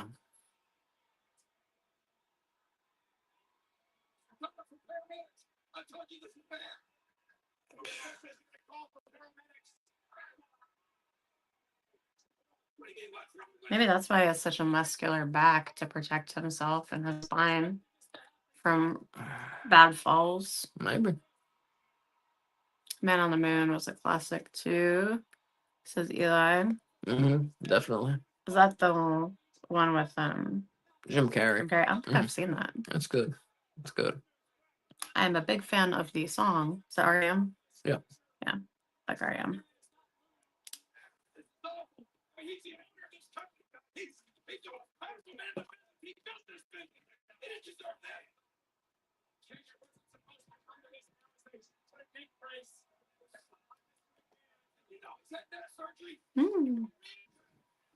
Yeah, he did have neck surgery.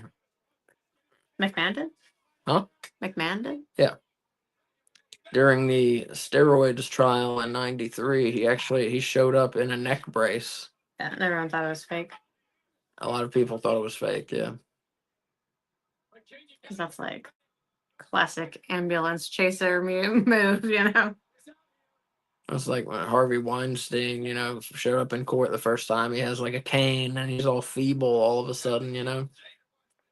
Or that guy on that Dateline that like pretends to be a different person and he's hiding behind like I a hate that helmet. guy.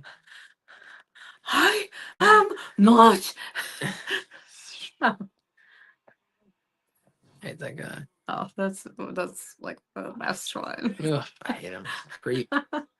Well, yeah, they're all about criminals. Yeah, there's some guy on a Dateline we watched. It was a sexual assaulter, serial sexual assaulter, and he's wanted, and he moves to England and pretends he's a crippled British man who needs oxygen and pretends like he's someone else completely, but it's so obviously him.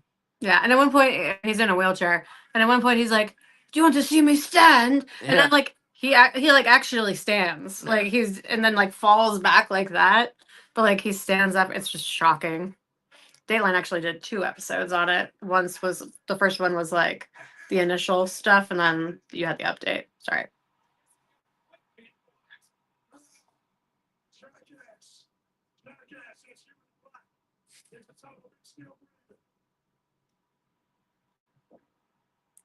Wait, the medical staff is the jackass? No, Vince McMahon's in black. He just said, "You jackass in black. Is that man still breathing?" And I said, "Is he still breathing?" Mm-hmm.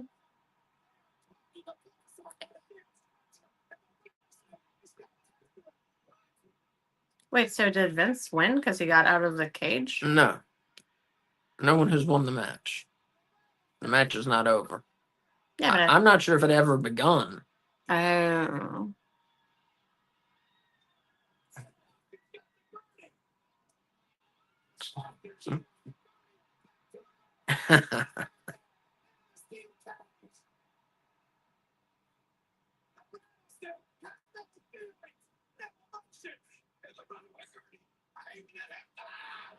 Oh, So Austin is the rattlesnake?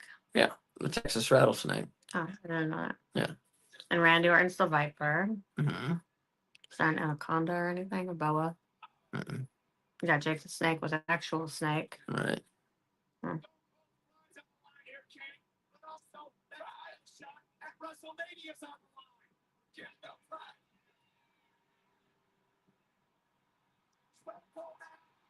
Is there a cobra? There's probably someone named Cobra. Well, Santino Morelli had the cobra. Morella Had the cobra. Was it a cobra? No, it was a cobra. Oh, okay. Now the match has begun. That's what I was saying. The match hadn't started.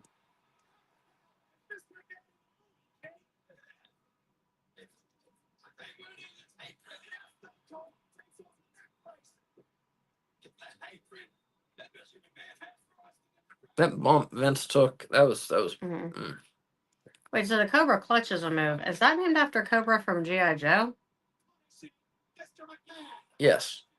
That's awesome. So Sergeant Slaughter would use it to defeat Cobra. That's the coolest thing I've ever heard. Cobra Clutch. I love G.I. Joe and I love Cobra. They're my favorite part of G.I. Joe. Eli. The Baroness. Mm-hmm. Eli's talking about Vince McMahon and we're talking about all that, all with the criminals doing their thing. He said sympathy, it probably works. Yeah, unfortunately. Eli says in WCW there was a wrestler called the Cobra. He was the fake Sting. I didn't remember him being called the Cobra, but I will take your word for it.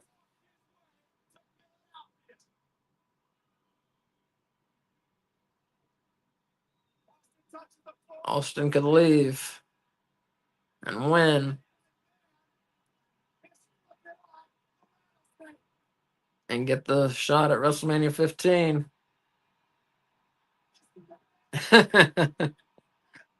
It's like, God damn it, I gotta go and beat his ass some more.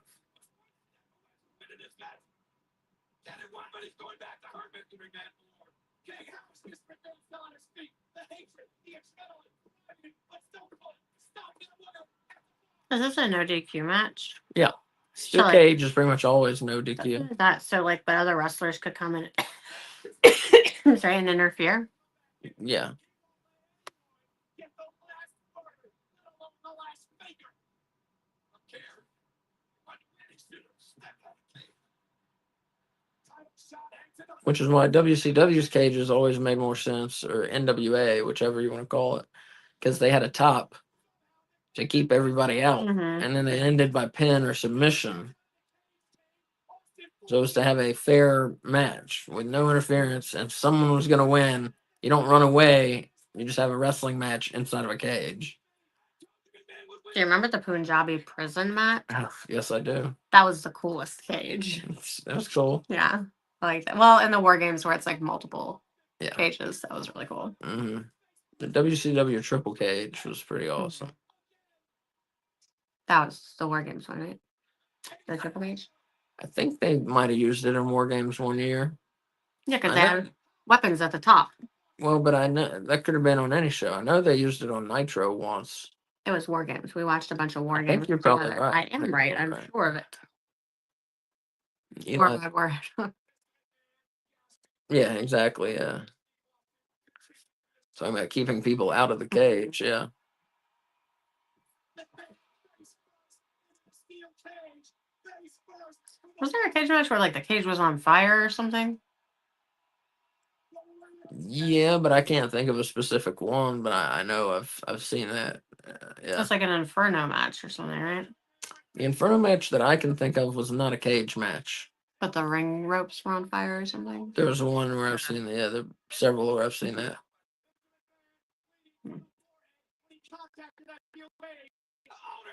I think it being in a cage would be too dangerous.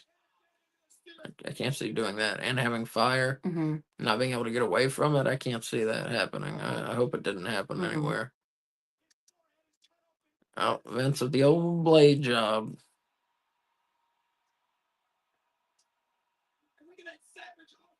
Mm.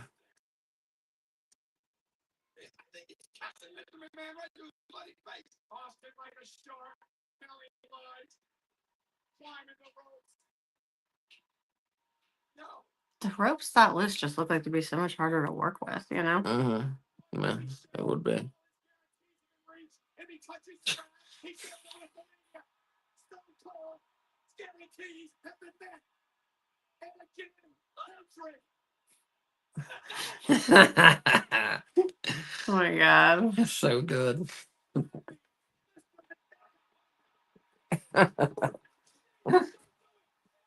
Remember the Royal Rumble match. Remember the Rumble match, Steve.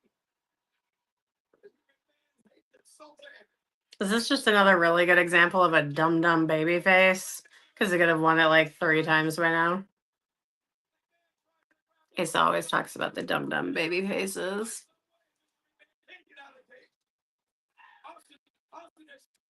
Never would have thought I'd say that about Stone Cold though, but seems pretty dumb to go back into that ring.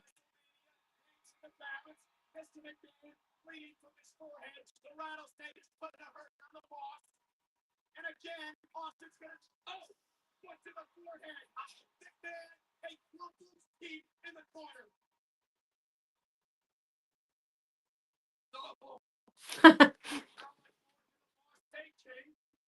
So Eli says you're not supposed to notice that part. It's hard not to notice.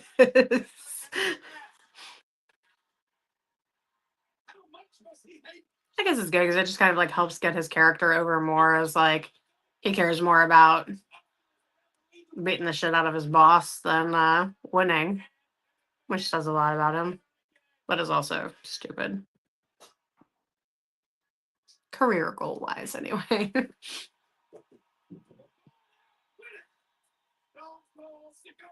For this day.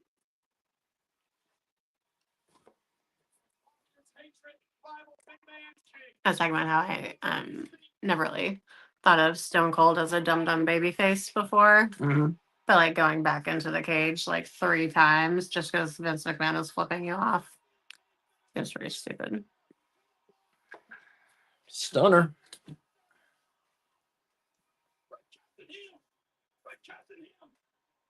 I read those. You can just take it down.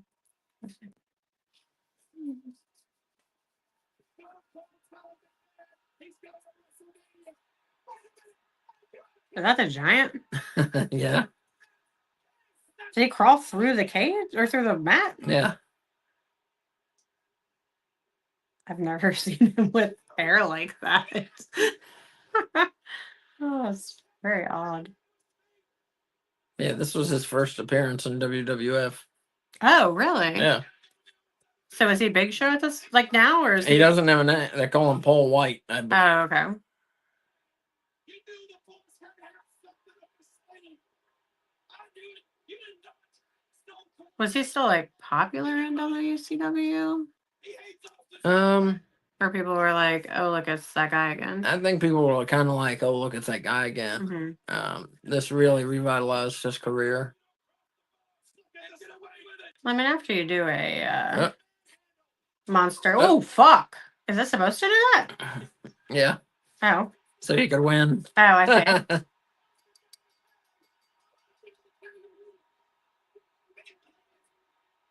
Where do you take your career after you've driven a monster truck on top of a building and a monster truck fight against Hulk Hogan And falling off the building. and falling off? Well, the that was building? the same night he won the world title, though. So that was the biggest night of his career. Was Halloween Havoc '95, definitely. So he fell off the roof, Right. died, and got reincarnated And won the world title. and won the world title. And with then a brought out the significant- Yeti. Called out the Yeti. Eli says that's the big surprise. And, right. And beat Hulk Hogan that night. Yeah. Yeah, Paul White got fired in WCW '99. Was it because he was not in good shape? Was that it? I don't remember. He looks like he's in okay shape.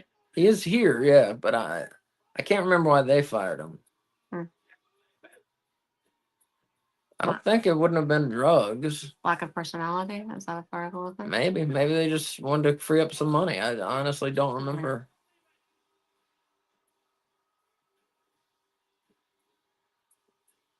The entryway looks okay here, but it's, that I've seen better. They didn't try as hard for their in your house pay-per-view entryways. Well, it looks like they didn't have time to set it up. Yeah. It looks like it's just like piles of stage equipment that Yeah. hasn't been placed yet. Mm-hmm. So Eli's saying, I don't remember he got fired. I think Bischoff wouldn't pay him as much as he wanted. Hmm.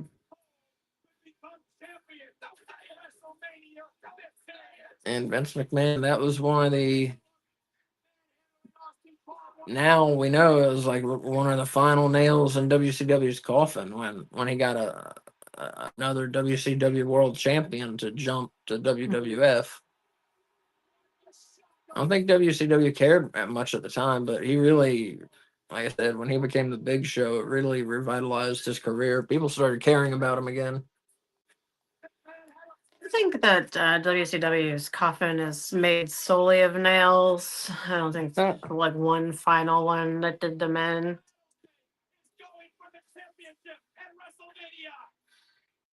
So now it would be set up. The main event of WrestleMania was Mankind, Mankind versus Stone Cold. That is not what it lasted as, but at the end of this event, it was Mankind versus Stone Cold. Wait, so tell me what it turned into. It turned into The Rock versus Stone Cold.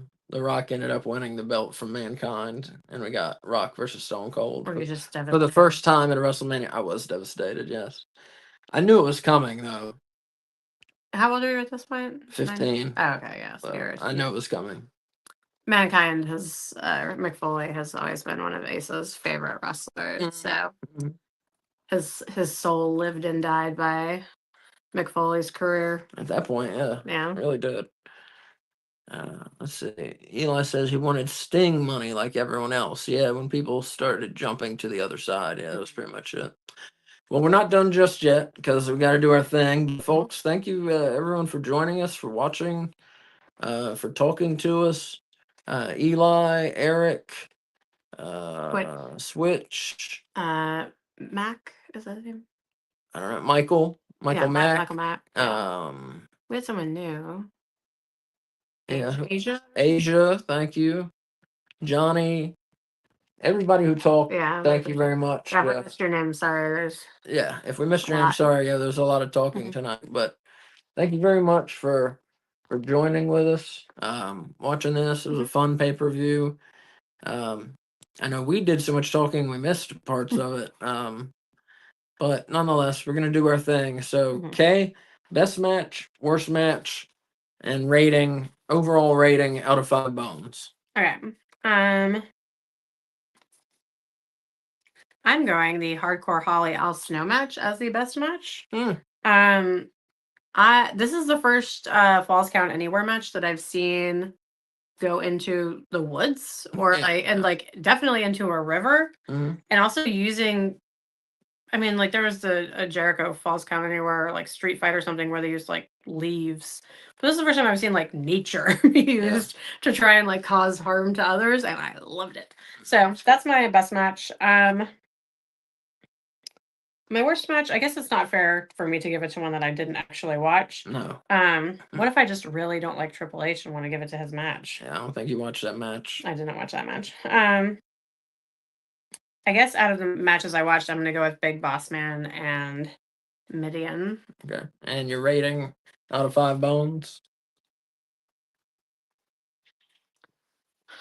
It's hard because like this is Attitude Era and I don't know Attitude Era, so like watching it with everything like pretty much totally out of context, makes it harder to engage in the matches, like and feel connected. I'm gonna give it 3.5 bones out of 5. Okay. All right, so I'll go by kind of, or not kind of, I'll go by real quickly, match by match, my ratings. Gold Dust pinned Blue Dust in the opener. There were some funny moments, but it wasn't much of a match, so 2 bones out of 5. Hardcore title match. Hardcore Holly beat Al Snow for the vacant title. He pinned him in a chain link fence on the bank of the Mississippi River. 4 bones out of 5. Very enjoyable, like Kay said. Big Boss Man pinned Midian. 2.5 bones out of 5. Just very average match. And after the match, the Ministry of Darkness came and kind of kidnapped the Big Boss Man. And I forget exactly what happened to him right after that. I joined the ministry probably, but I don't remember what they did to him. Up next, we had the World Tag Team title match. Owen Hart and Jeff Jarrett defending their belts against Mark Henry and D'Lo Brown. Good match. Henry submitted to Jeff Jarrett's figure 4 after he was hit with a guitar. 4 bones out of 5. Pretty good match. Surprisingly good. Up next, we had Intercontinental title match. Special guest ref Billy Gunn. Val Venus won the belt from Ken Shamrock. I totally missed this match. I don't have a rating for it. Up next, we had D-Generation X, Triple H and X-Pac taking on Kane and Chyna. And this one was enjoyable as well. Kane and Chyna got the win. Everybody looked good in this one. I thought 4 bones out of 5. So good wrestling on this show, except for 2 matches. Up next, we had the Last Man Standing World Title match. Mankind and The Rock fought to a draw for Mankind to momentarily keep his spot at WrestleMania, and 4.5 bones out of 5. And keep his championship. Oh, and keep his championship. Yeah. And the main event, of course, a steel cage match to see who would face Mankind at WrestleMania 15. Stone Cold Steve Austin versus Vince McMahon, with Paul White, who became known as the Big Show, with him interfering at the end. It was fun. Kind of short once the match actually began, but fun, and just the drama of it, the back and forth of it was great. I'm gonna give it, huh? Is it really? I mean, the drama of Stone Cold wanting to leave, Vince McMahon flipping him off, Austin keep coming back, Vince McMahon like bloodied with 2 middle fingers. I thought you meant like the action was. No. Yeah, because it was so. I just mean the drama of. I gotcha. Yeah. Okay. Stone Cold wanting to leave, has to beat his ass more, and blah blah blah, and who knows how long the beating would have gone on if Paul White hadn't shown up. So, so not a lot to the actual match, but pretty entertaining. So I'm gonna give that 4 bones out of 5. The final match. So best match of the night. I got to go with Mankind and The Rock, the last man standing match. Even though it finished in a draw, it was a brutal match and some good back and forth. And I wasn't sure who won it, and I was like on the edge of my seat here watching it, just like in 1999. So it was fun. Worst match of the night: Gold Dust versus Blue Dust, as I suspected. Yeah, had to see the Blue Meanie's ass. Had to see the Blue Meanie get kicked in the nuts by Gold Dust. Just Had to see the Blue Meanie. had to see the Blue Meanie. There just wasn't much to it. So worst match of the night. Overall rating out of 5. There was some good wrestling, and the last 2 matches really influenced the WrestleMania 15 main event. I'm gonna give it 4 bones out of 5. Pretty fun show, except for the Gold Dust versus Blue Dust match and the Big Boss Man versus Midian. It was good stuff. It was pretty enjoyable and like the peak of the Attitude Era, really. We saw fighting outside. We saw a woman who wanted to show her tits desperately.